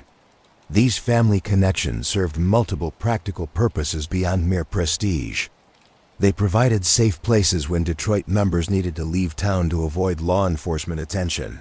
They created business opportunities, allowing Detroit to take part in illegal activities in other cities or to arrange deals between different families. They provided information about what was happening in other families, allowing Detroit to expect and prepare for developments in the national underworld. The importance of these national connections became especially clear regarding the relationship with the Teamsters Union during the 1940s and 1950s. The Teamsters were growing into one of America's most powerful unions, representing truck drivers and warehouse workers whose labor was essential to the national economy. The union's president, Dave Beck, was followed by Jimmy Hoffa in 1957, and Hoffa had deep connections to organized crime, particularly in Detroit. The Detroit Partnership, particularly through the Zerilli family and figures like Anthony Giacalone, played a crucial role in helping Jimmy Hoffa rise to power in the Teamsters, providing muscle when Hoffa needed to intimidate rivals, providing financial support when Hoffa needed to buy off opponents, and providing political connections when Hoffa needed support from Detroit politicians. In exchange, Hoffa ensured that the Teamsters Central States Pension Fund became a source of loans for organized crime figures, that sweetheart contracts benefited mob-controlled businesses, and that the union's muscle could be used on behalf of the mob when needed. This relationship with Hoffa and the Teamsters would prove extraordinarily valuable to the Detroit partnership, creating profits that were even bigger than the bootlegging money of Prohibition. But it would also create complications and eventually add to one of organized crime's most famous unsolved mysteries: the disappearance of Jimmy Hoffa in 1975. Though Tocco would not live to see Hoffa's disappearance, the seeds of that tragedy were planted in the relationships he helped build in the 1940s and 1950s. Throughout all his criminal activities, William Tocco kept a parallel life as a family man. By the 1950s, his 7 children were growing into adulthood, and Tocco took enormous pride in their achievements. Unlike some mob bosses whose families were torn apart by the violence and chaos of criminal life, Tocco managed to keep a relatively stable and loving home environment. The Tocco family home in Grosse Pointe Park was a center of family life, filled with the noise and energy of children, grandchildren, and extended family. Sunday dinners were big affairs, with multiple generations gathered around tables loaded with traditional Sicilian dishes. Holidays were celebrated with excitement, mixing American traditions with Sicilian customs. The home was in many ways a recreation of the village life that Tocco had left behind in Terrastini. Changed to American suburban circumstances, Rosalie Tocco was the heart of this family life, managing the household with efficiency and grace, moving between her husband's criminal activities and the normal family life she tried to keep for her children. She knew the reality of William's business. It would have been impossible not to know, but she kept a careful separation between that world and the world of her home. Criminal business was not discussed at the dinner table. Associates did not visit the house unnecessarily. The children were raised with the understanding that their father's business was private and not to be discussed with outsiders. This separation was never complete, of course. The children knew that their father was not a baker or real estate investor in any usual sense. They saw the respect he commanded in the Italian community, respect that went beyond what a mere businessman would receive. They noticed the phone calls at odd hours, the meetings in restaurants and social clubs, the associates who treated their father with a difference that seemed excessive if he were merely a successful business owner. But Tocco was determined that his children would have opportunities he had never had. They received excellent educations. Some attended respected universities. They had choices about their futures. Daughters married well, to men who were sometimes connected to the organization, but sometimes not. Sons could choose to enter the family business or follow legal careers. This flexibility was important to Tocco, reflecting his understanding that the world was changing and that the old certainties of organized crime might not last forever. Of his 7 children, it was Jack Tocco, William's son, born in the 1920s, who seemed most likely to follow in his father's footsteps. Jack was smart, disciplined, and earned his father's respect through his character rather than merely through his birthright. William began preparing Jack for leadership from an early age, teaching him the lessons that he had learned over decades in organized crime: the importance of discipline, the value of silence, the necessity of thinking long-term, the wisdom of preferring talk to violence. Jack's education was complete. He attended the University of Detroit, earning a legal degree that would provide cover for his later activities. But his real education came from his father and from his gradual joining into the Detroit Partnership's operations. He learned how the gambling operations worked, how labor racketeering functioned, how relationships with other families were kept. He met the major figures in Detroit organized crime and in other families, building relationships that would serve him when he eventually took over leadership. The relationship between William and Jack reflected the best parts of the Sicilian family tradition. It was based on mutual respect, clear communication, and a shared understanding of their responsibilities to the organization and the family. William didn't simply hand power to Jack because he was his son. Jack had to earn his position through shown ability and character. This merit-based approach, even within a family passing of power, helped ensure that leadership changes in the Detroit partnership kept quality by the late 1950s. William Tocco was in his 60s and his health was dropping. He had suffered 2 heart attacks, warnings that his body was beginning to fail after decades of stress. He began spending more time in Florida, both for his health and to avoid the harsh Michigan winters. Miami had become a haven for retired mobsters from various families, a place where they could live in relative peace, while keeping connections to their organizations back home.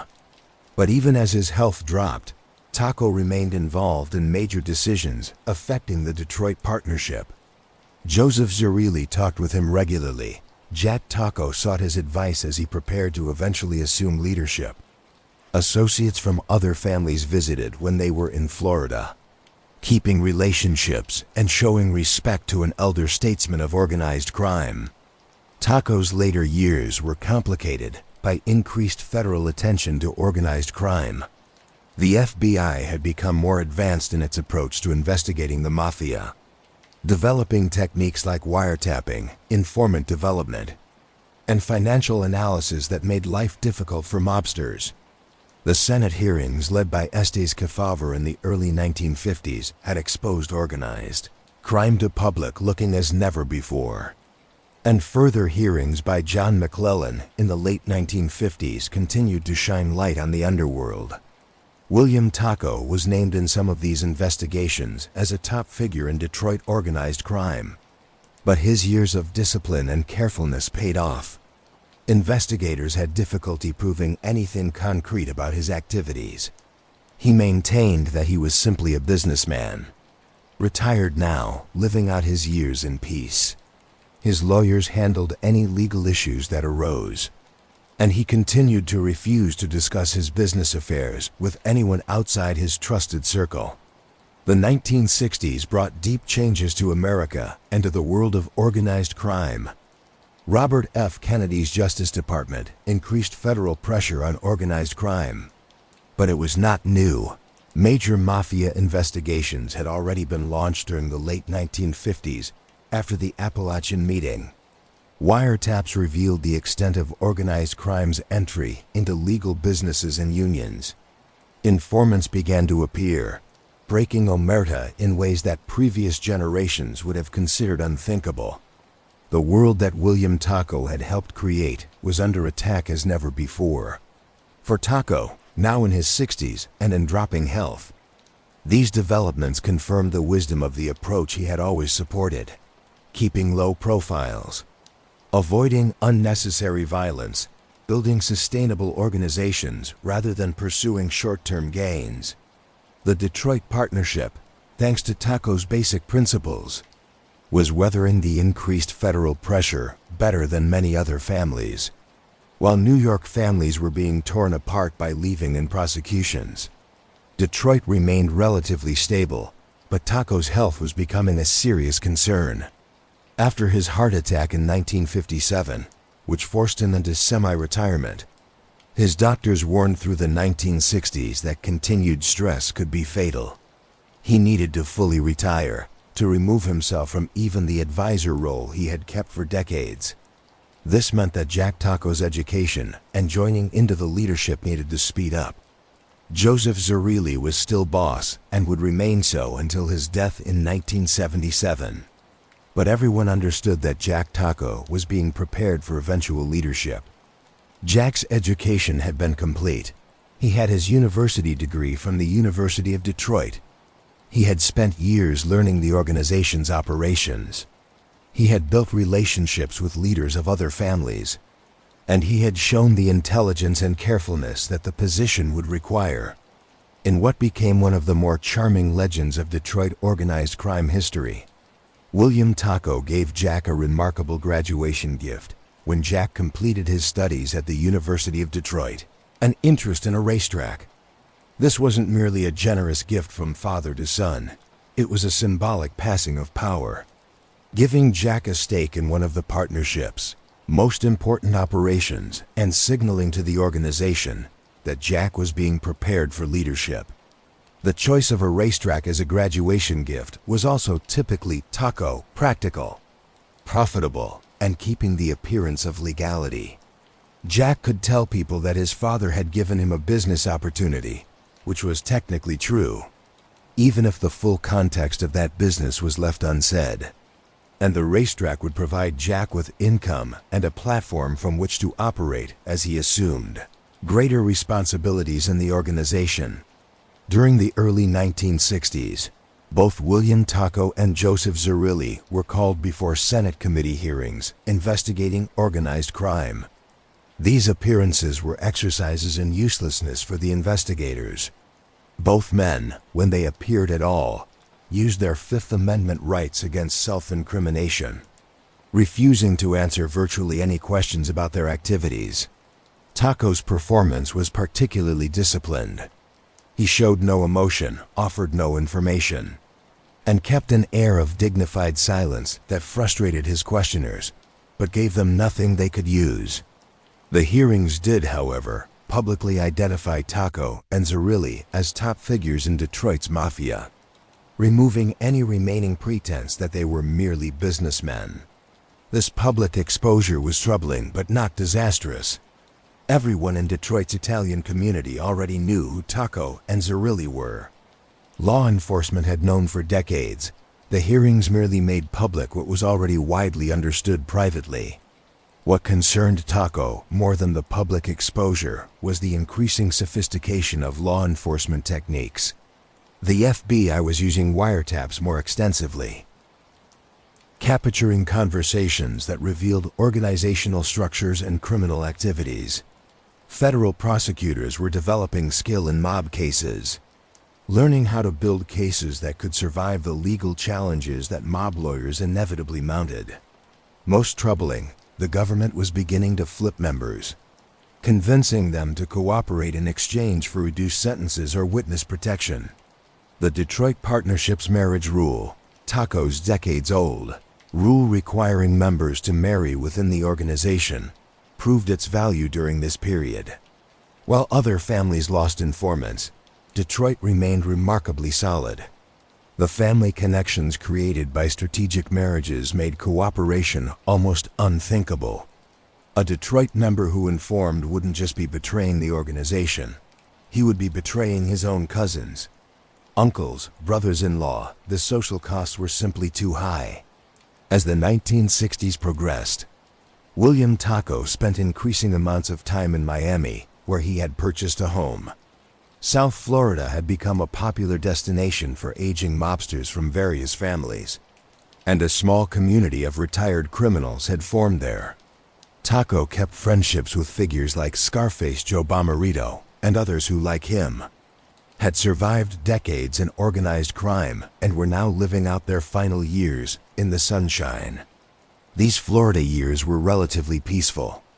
Tocco was no longer actively involved in criminal operations, having truly retired this time rather than merely stepping back from formal leadership. He focused on his health, his family, his children, and growing number of grandchildren visited regularly. And his friendships, he played cards, attended horse races, enjoyed the restaurants and social clubs where retired mobsters gathered. It was in many ways the peaceful retirement that his life of crime had made possible. But he remained connected to Detroit and to the organization he had helped build. Joseph Zerilli called regularly to discuss major decisions and seek advice. Jack Tocco visited to report on his progress and seek his father's counsel. Associates from other families paid their respects when passing through Florida. Even in retirement, William Tocco remained a figure of respect and influence in the underworld. From his Florida retirement, William Tocco watched the underworld he had helped shape continue to change. The 1960s and early 1970s brought challenges never seen before to Italian organized crime. The federal government's pressure increased with each year. The mystery and power that had surrounded the Mafia for decades was wearing away as prosecutions exposed its operations and informants revealed its secrets. Yet the Detroit partnership lasted, a testament to the organizational structure and principles that Tocco had helped establish decades earlier. While other families suffered devastating blows from prosecutions and leaving, Detroit remained relatively stable.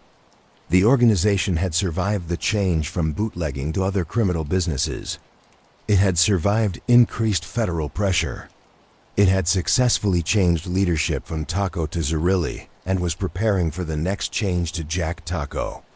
This stability was no accident. The Detroit partnership's reputation for loyalty and discipline, established during Tocco's leadership, had created an organizational culture that lasted even after he stepped away from active involvement. Members understood that the organization took care of its people, but demanded absolute loyalty in return. The marriage rule ensured that everyone was connected by blood or family, creating bonds that were difficult to break, even under tremendous pressure. The partnership's relationship with Jimmy Hoffa and the Teamsters continued to be enormously profitable. Through the 1960s, Hoffa, despite increasing legal troubles of his own, kept his close connection to the Detroit mob. The Teamsters Central States Pension Fund continued to provide loans to mob-associated businesses.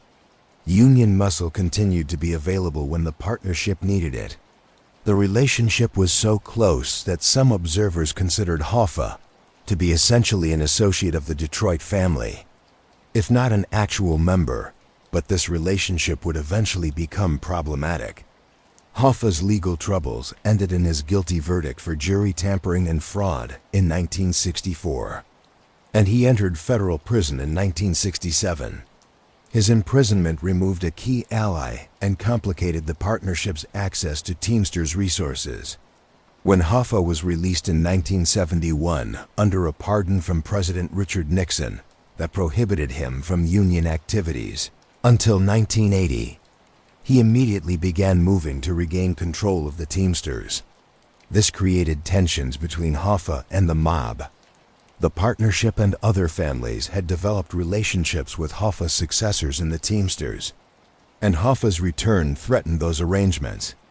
Moreover, there were concerns that Hoffa, frustrated by his inability to regain power, might cooperate with federal investigators as a form of revenge. These tensions would eventually lead to Hoffa's disappearance in 1975, 3 years after William Tocco's death. But the seeds were planted during the final years of Tocco's life. Tocco's legacy went beyond the Detroit partnership. The organizational model he had helped create, with its emphasis on discipline, its marriage rule, its preference for stability over expansion, its low-key approach, influenced how other families operated. Detroit became known as a model of effective organized crime management, a family that created big profits while avoiding the internal warfare and external attention that troubled some other organizations. The city of Detroit itself was changing dramatically during these years. The 1967 riots had destroyed large sections of the city, speeding up white flight to the suburbs and emptying out the urban core. The automobile industry, while still dominant, was beginning to face serious challenges from foreign competition. The city's population was dropping, and its tax base was wearing away. These changes affected the partnership's operations. Some traditional illegal activities became less profitable as their customer bases moved to the suburbs, while new opportunities appeared in suburban areas. But the partnership adapted, as Tocco had always taught it must. Gambling operations moved to follow the customers. Labor racketeering continued as long as the auto industry remained strong. Real estate investments shifted from the city to the suburbs.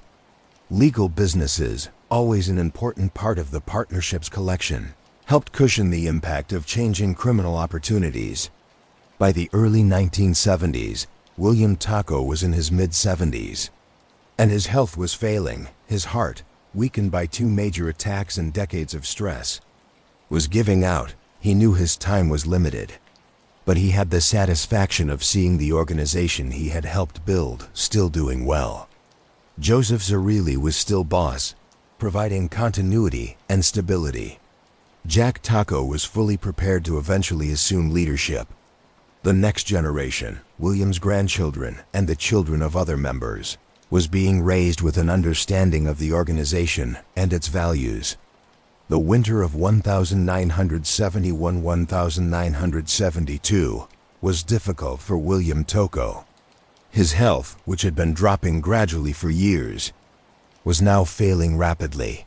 The Florida sunshine that had drawn him there for retirement provided comfort, but couldn't stop the inevitable progression of heart disease. He was 75 years old, and his body was simply wearing out after decades of stress, conflict, and the weight of leadership. Tocco divided his time between Florida and Michigan during these final months. When he was in Michigan, he stayed primarily in Grosse Pointe. Surrounded by family, his children visited frequently, bringing his grandchildren to see him. By this time, he had 28 grandchildren, a clan that represented the success of his strategic vision of building power through family connections. Looking at these grandchildren, Tocco could take satisfaction that his bloodline would continue, that the organization he had helped build would last through future generations. Despite his failing health, Tocco kept his dignity and his mental sharpness. When associates visited to pay their respects, he was still sharp, still able to offer wisdom and perspective, still the builder of Detroit's silent empire, even as his body failed him. He remembered the old days, not with regret, but with a clear-eyed judgment of what he had accomplished and what it had cost. In conversations with Jack, William gave his final lessons about leadership and organized crime. The principles he emphasized were the same ones he had always supported. Discipline over chaos, strategy over tactics, family over individual ambition, silence over boasting, long-term thinking over short-term gains. He warned Jack about the increasing sophistication of law enforcement, the growing willingness of members to cooperate with authorities, the need to adapt to changing circumstances while keeping the core values that had made the Detroit partnership successful. These final conversations between father and son were more than personal. They were the passing of institutional knowledge, the passing down of wisdom gathered over 5 decades in organized crime. Jack listened carefully, understanding that he was receiving a priceless education that couldn't be found in any university. The lessons his father taught about human nature, about power, about organization, about survival would guide him through his own decades of leadership. On May 28, 1972, William Black Bill Tocco died at Bon Secours Hospital in Grosse Pointe, Michigan. He was 75 years old. The cause of death was heart failure, the final result of years of heart disease. He died surrounded by family, peacefully, in one of Detroit's finest hospitals, a far cry from the poverty of Terrastini or the violence of Detroit's gang wars. His death was noted in Detroit newspapers, though the coverage was relatively understated.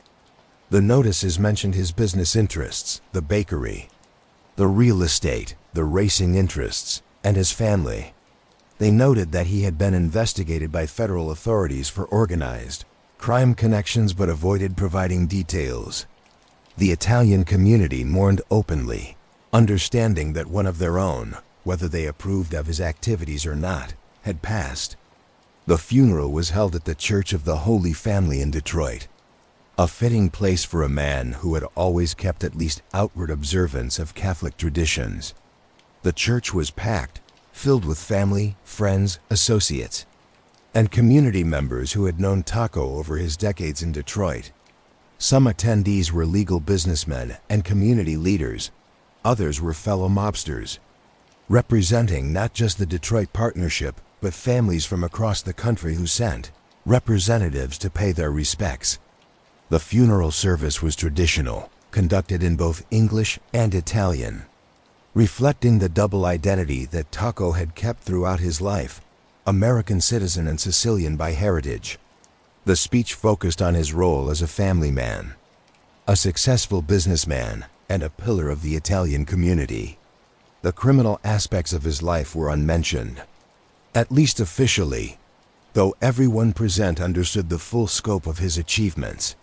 He was buried in a prominent Catholic cemetery, his grave marked by a big monument, dignified but not noticeable, reflecting the approach Tocco had taken to most aspects of his public life, in death as in life. He kept the careful balance between showing success and avoiding excessive show. Joseph Zerilli, now 75 himself and still serving as boss of the Detroit partnership, attended the funeral and spoke privately with family members. The two men had been partners for over 50 years since their youth in Turistini. Through immigration, through gang wars, through Prohibition, through decades of building and keeping the organization, Zerilli's sadness was real. He had lost not just a business partner, but a brother-in-law, a friend, and the man who had shaped his own approach to leadership. Jack Tocco, now fully joined into the partnership's leadership, understood that his father's death marked the end of an era. The founding generation, the men who had built the Detroit partnership from the chaos of Prohibition and the gang wars, was passing.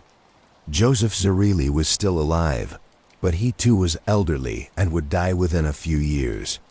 The organization would soon be led by men who had not lived through the forming experiences of the 1920s and 1930s, who had learned about those days secondhand rather than living them directly. But William Tocco's influence would last long after his death. The organizational structure he had helped create remained intact. The marriage rule he had established continued to bind members through family connections. The principles he had supported, discipline, loyalty, strategic thinking, continued to guide the partnership's operations. In a real sense, Tocco had achieved a form of living forever. His ideas and his organizational legacy would outlive him by generations. Joseph Zerilli continued as boss of the Detroit partnership until his death on October 30th, 1977, at the age of 79. His decades of leadership had been marked by the same qualities that had characterized his partnership with William Tocco: discipline, strategic thinking, and an emphasis on keeping stability over pursuing expansion or glory. Under Zerilli's leadership, the Detroit partnership had successfully moved through the change from Prohibition-era bootlegging to a varied criminal business based on gambling, labor racketeering, loan sharking, and various legal businesses. Following Zerilli's death, there was a brief period of uncertainty about passing of power. Several possible leaders existed within the organization, each with their own claims and supporters, but ultimately, Jack Tocco came out as the agreement choice to become the new boss. His selection was almost inevitable given his background, the son of William Tocco, educated, disciplined, and thoroughly prepared for leadership through decades of gradual joining into the organization. Jack Tocco's rise to boss in 1979 represented the continuation of the family line that William Tocco had founded.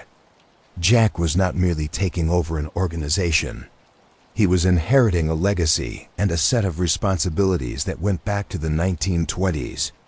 The principles his father had established, the marriage rule, the emphasis on discipline, the preference for stability over expansion, remained the foundation of his leadership. Under Jack Tocco's leadership, the Detroit partnership kept its low-profile approach. While mob bosses in New York were becoming media celebrities, John Gotti's flashy lifestyle and court appearances made him a tabloid fixture. Jack Tocco remained in the shadows, conducting business quietly, avoiding publicity, keeping the carefulness that his father had always supported. This approach served Detroit well, allowing the organization to operate with less law enforcement attention than more noticeable families received. The partnership's operations during Jack Tocco's time reflected both continuity and adaptation. Traditional illegal activities like gambling and loan sharking continued. Creating steady income, labor racketeering remained important. Though the drop of Detroit's manufacturing base gradually reduced opportunities in this area, legal businesses became increasingly important, both as sources of income and as vehicles for cleaning money. Real estate became a particular focus for Jack Tocco and the Detroit partnership. As Detroit's urban core dropped, opportunities appeared to buy properties at low prices, hold them, and potentially profit from future redevelopment. The partnership also invested in suburban real estate, following the population and wealth that had fled the city. These investments provided legal income streams and helped create the appearance of businessmen rather than criminals. The late 1970s and 1980s brought new challenges for organized crime nationwide. The RICO Act, passed in 1970 but not fully used until the 1980s, gave federal prosecutors powerful new tools to target entire criminal organizations rather than just individual members.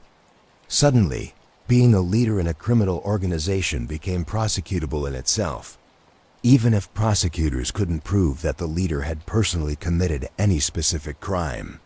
The government could prove a pattern of racketeering activity and hold leaders responsible for crimes committed by the organization.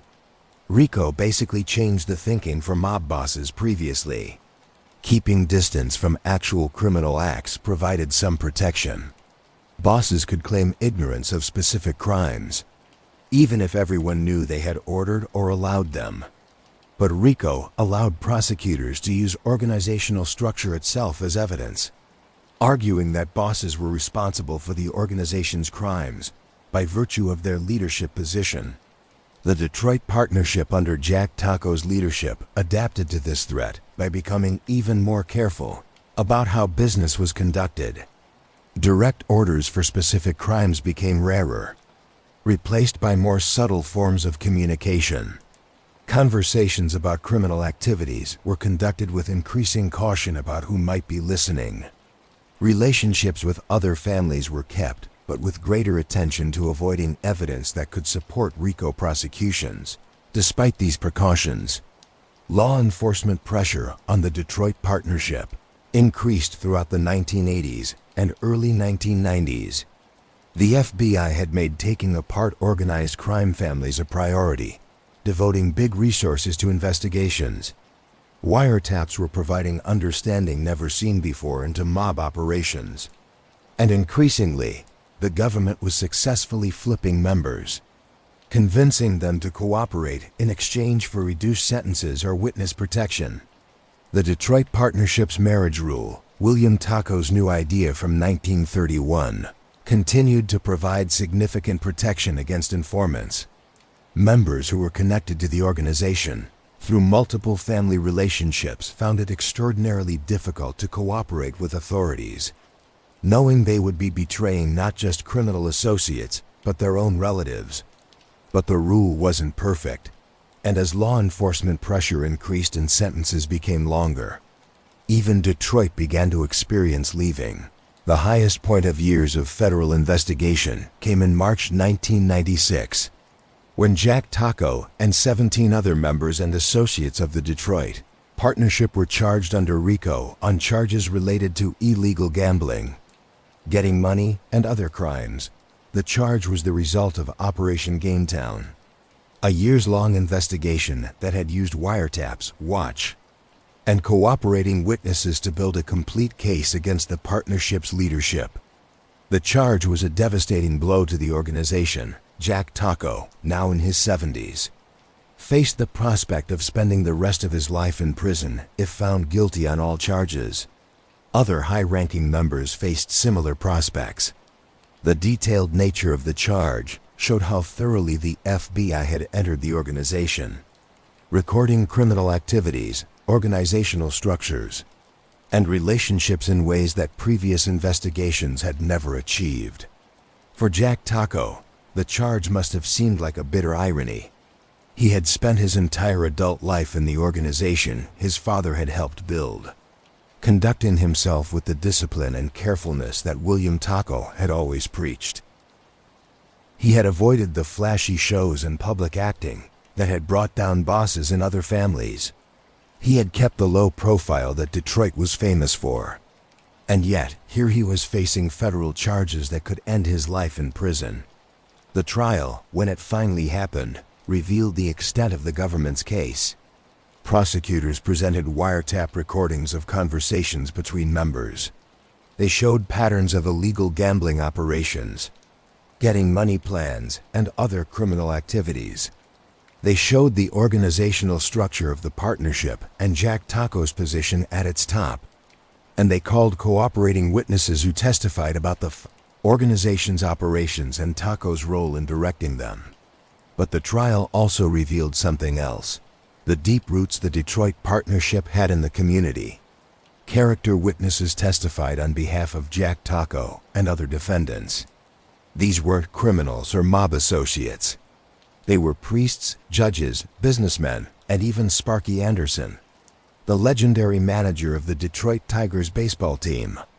They testified that the defendants were good men, charitable, devoted to their families and communities, and not the dangerous criminals that prosecutors portrayed.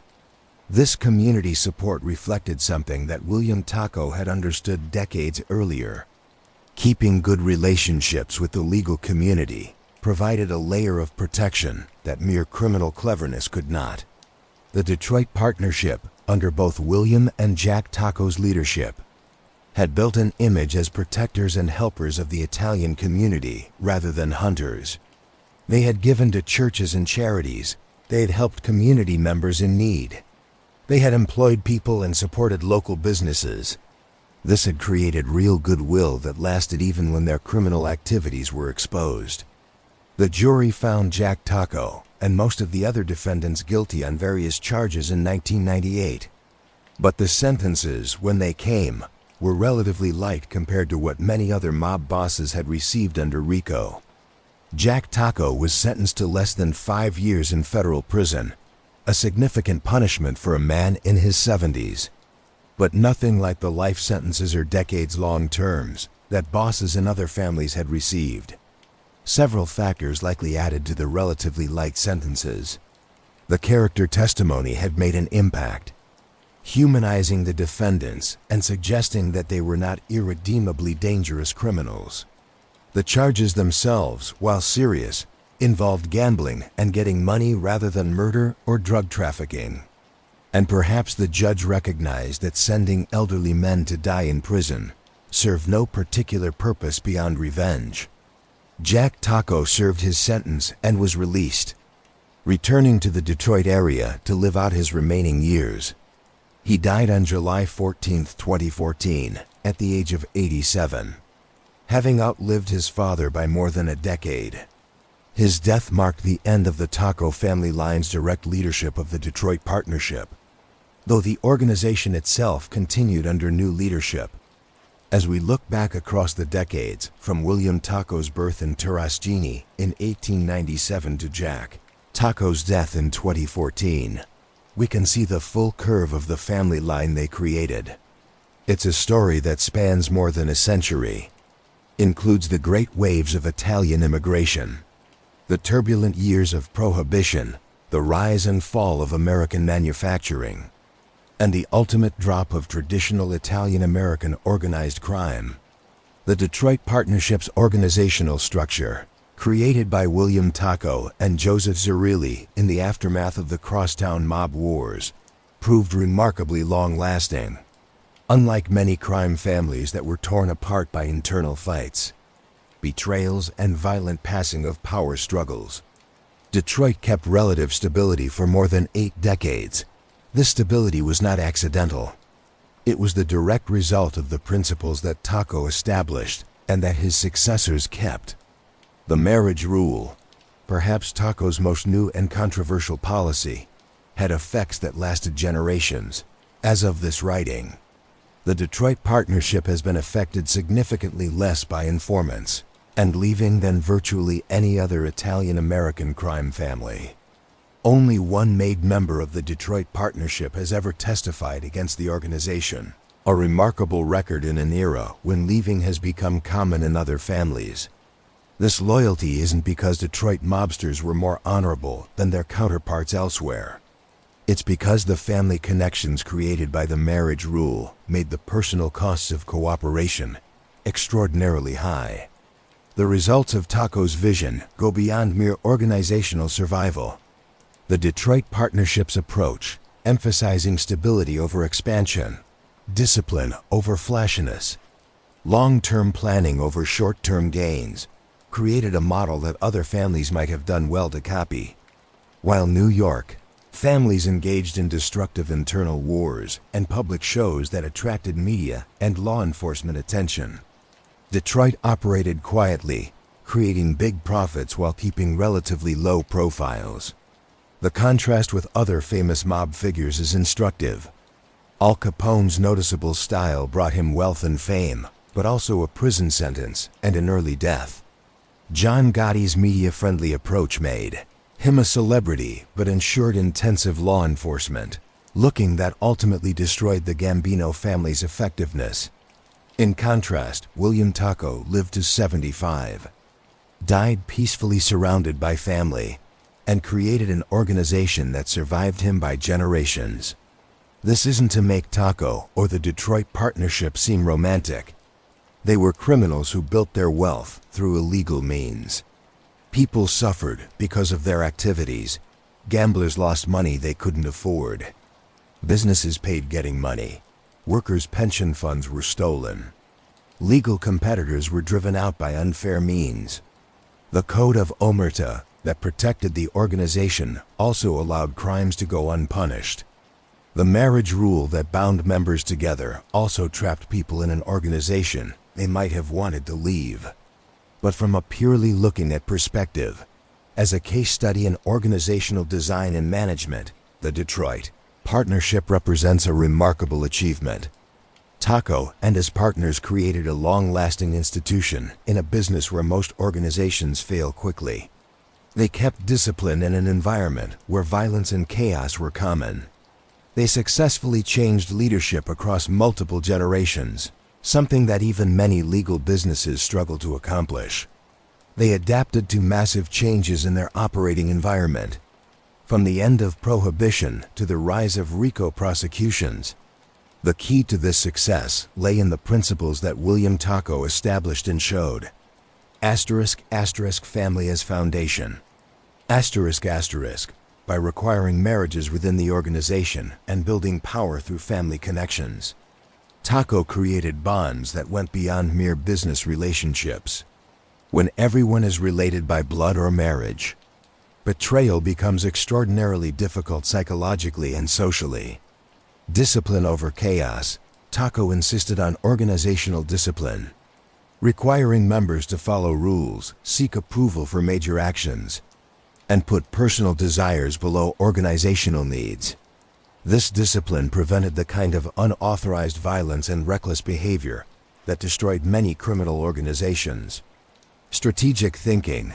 Tocco always thought long-term, planning for passing of power, preparing for changing circumstances, avoiding actions that provided short-term benefits at the cost of long-term stability.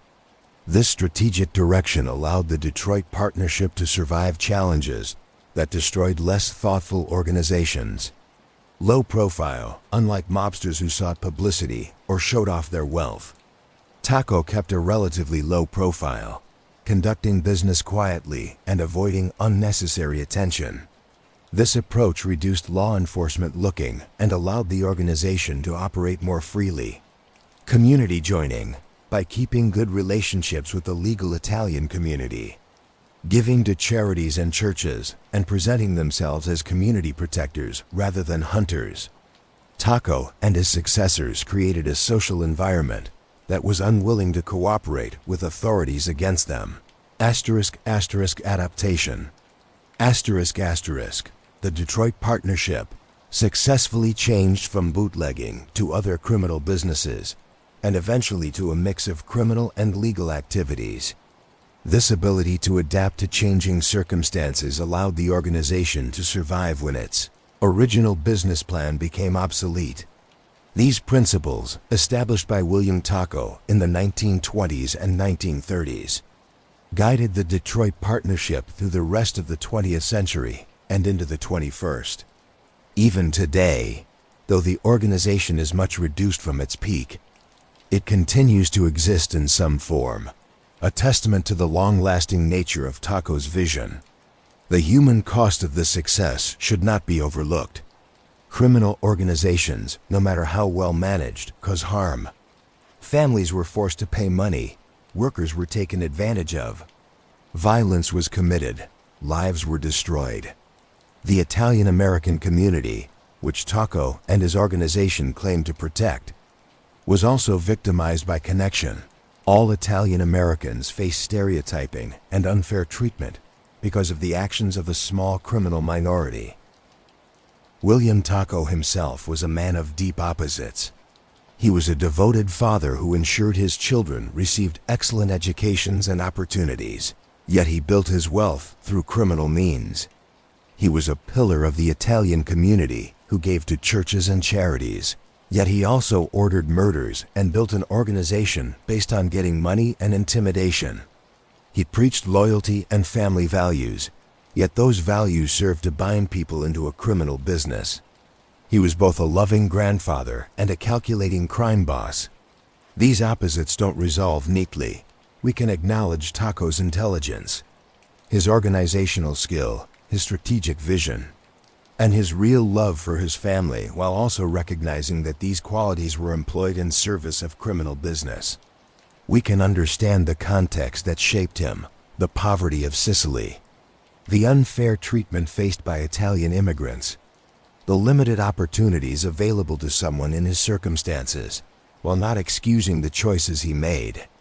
What we can say with certainty is that William Black Bill Tocco was one of the most significant figures in American organized crime history. He helped create an organizational model that proved remarkably long-lasting. He established principles that guided a criminal business for nearly a century. He showed that criminal organizations could be managed rationally, strategically, and with an eye toward long-term sustainability. And he built a family line that bore his name and reflected his values for generations after his death. The story of William Tocco is ultimately a very American story. It's about an immigrant who arrived in this country with nothing and built something powerful through intelligence, ruthlessness, and careful planning. It's about adaptation and survival in a rapidly changing world. It's about family, loyalty, and the bonds that tie people together across generations. And it's about the underworld that existed next to legal America, sometimes interacting with it, sometimes parallel to it, but always part of the complex fabric of American life. As you drift off tonight, consider the man who crossed an ocean as a teenager, fought for his adopted country in World War I, survived gang wars in the streets of Detroit, built an empire during Prohibition, created an organization that outlasted him by decades, and died peacefully surrounded by family. William Black Bill Tocco never sought fame. He avoided publicity. He understood that true power whispers rather than shouts. And in the shadows of Detroit, his legacy remains, carried forward by blood and promise, by marriages in memory. The Detroit partnership may be reduced now, a shadow of what it once was. The golden age of Italian-American organized crime has passed undone by RICO prosecutions, cooperating witnesses, and generational change.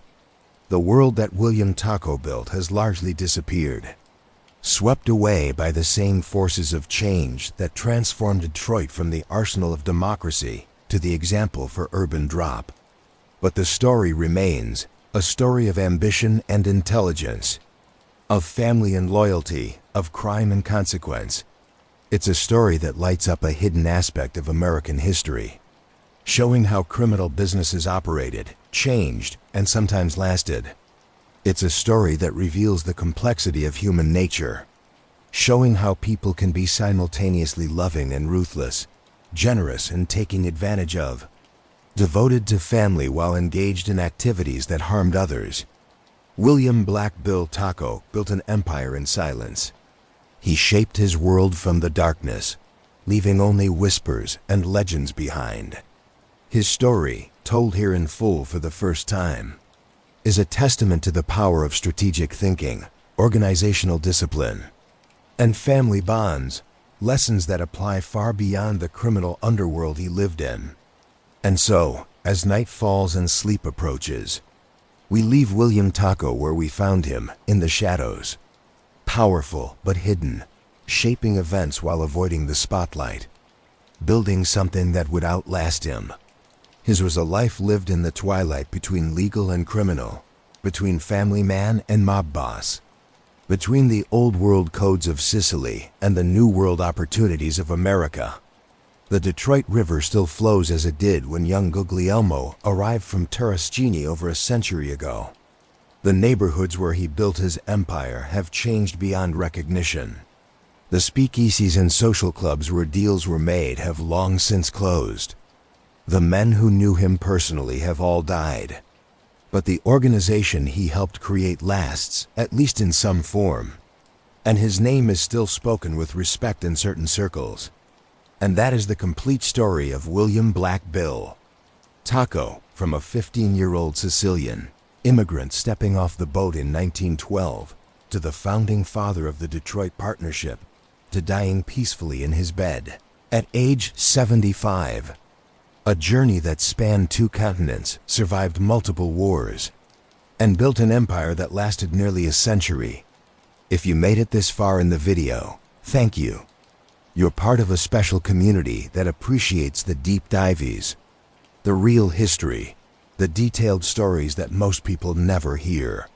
Before you drift off to sleep tonight, do me a favor. Hit that like button if you enjoyed this story. Subscribe if you haven't already. We've got dozens more gangster stories coming.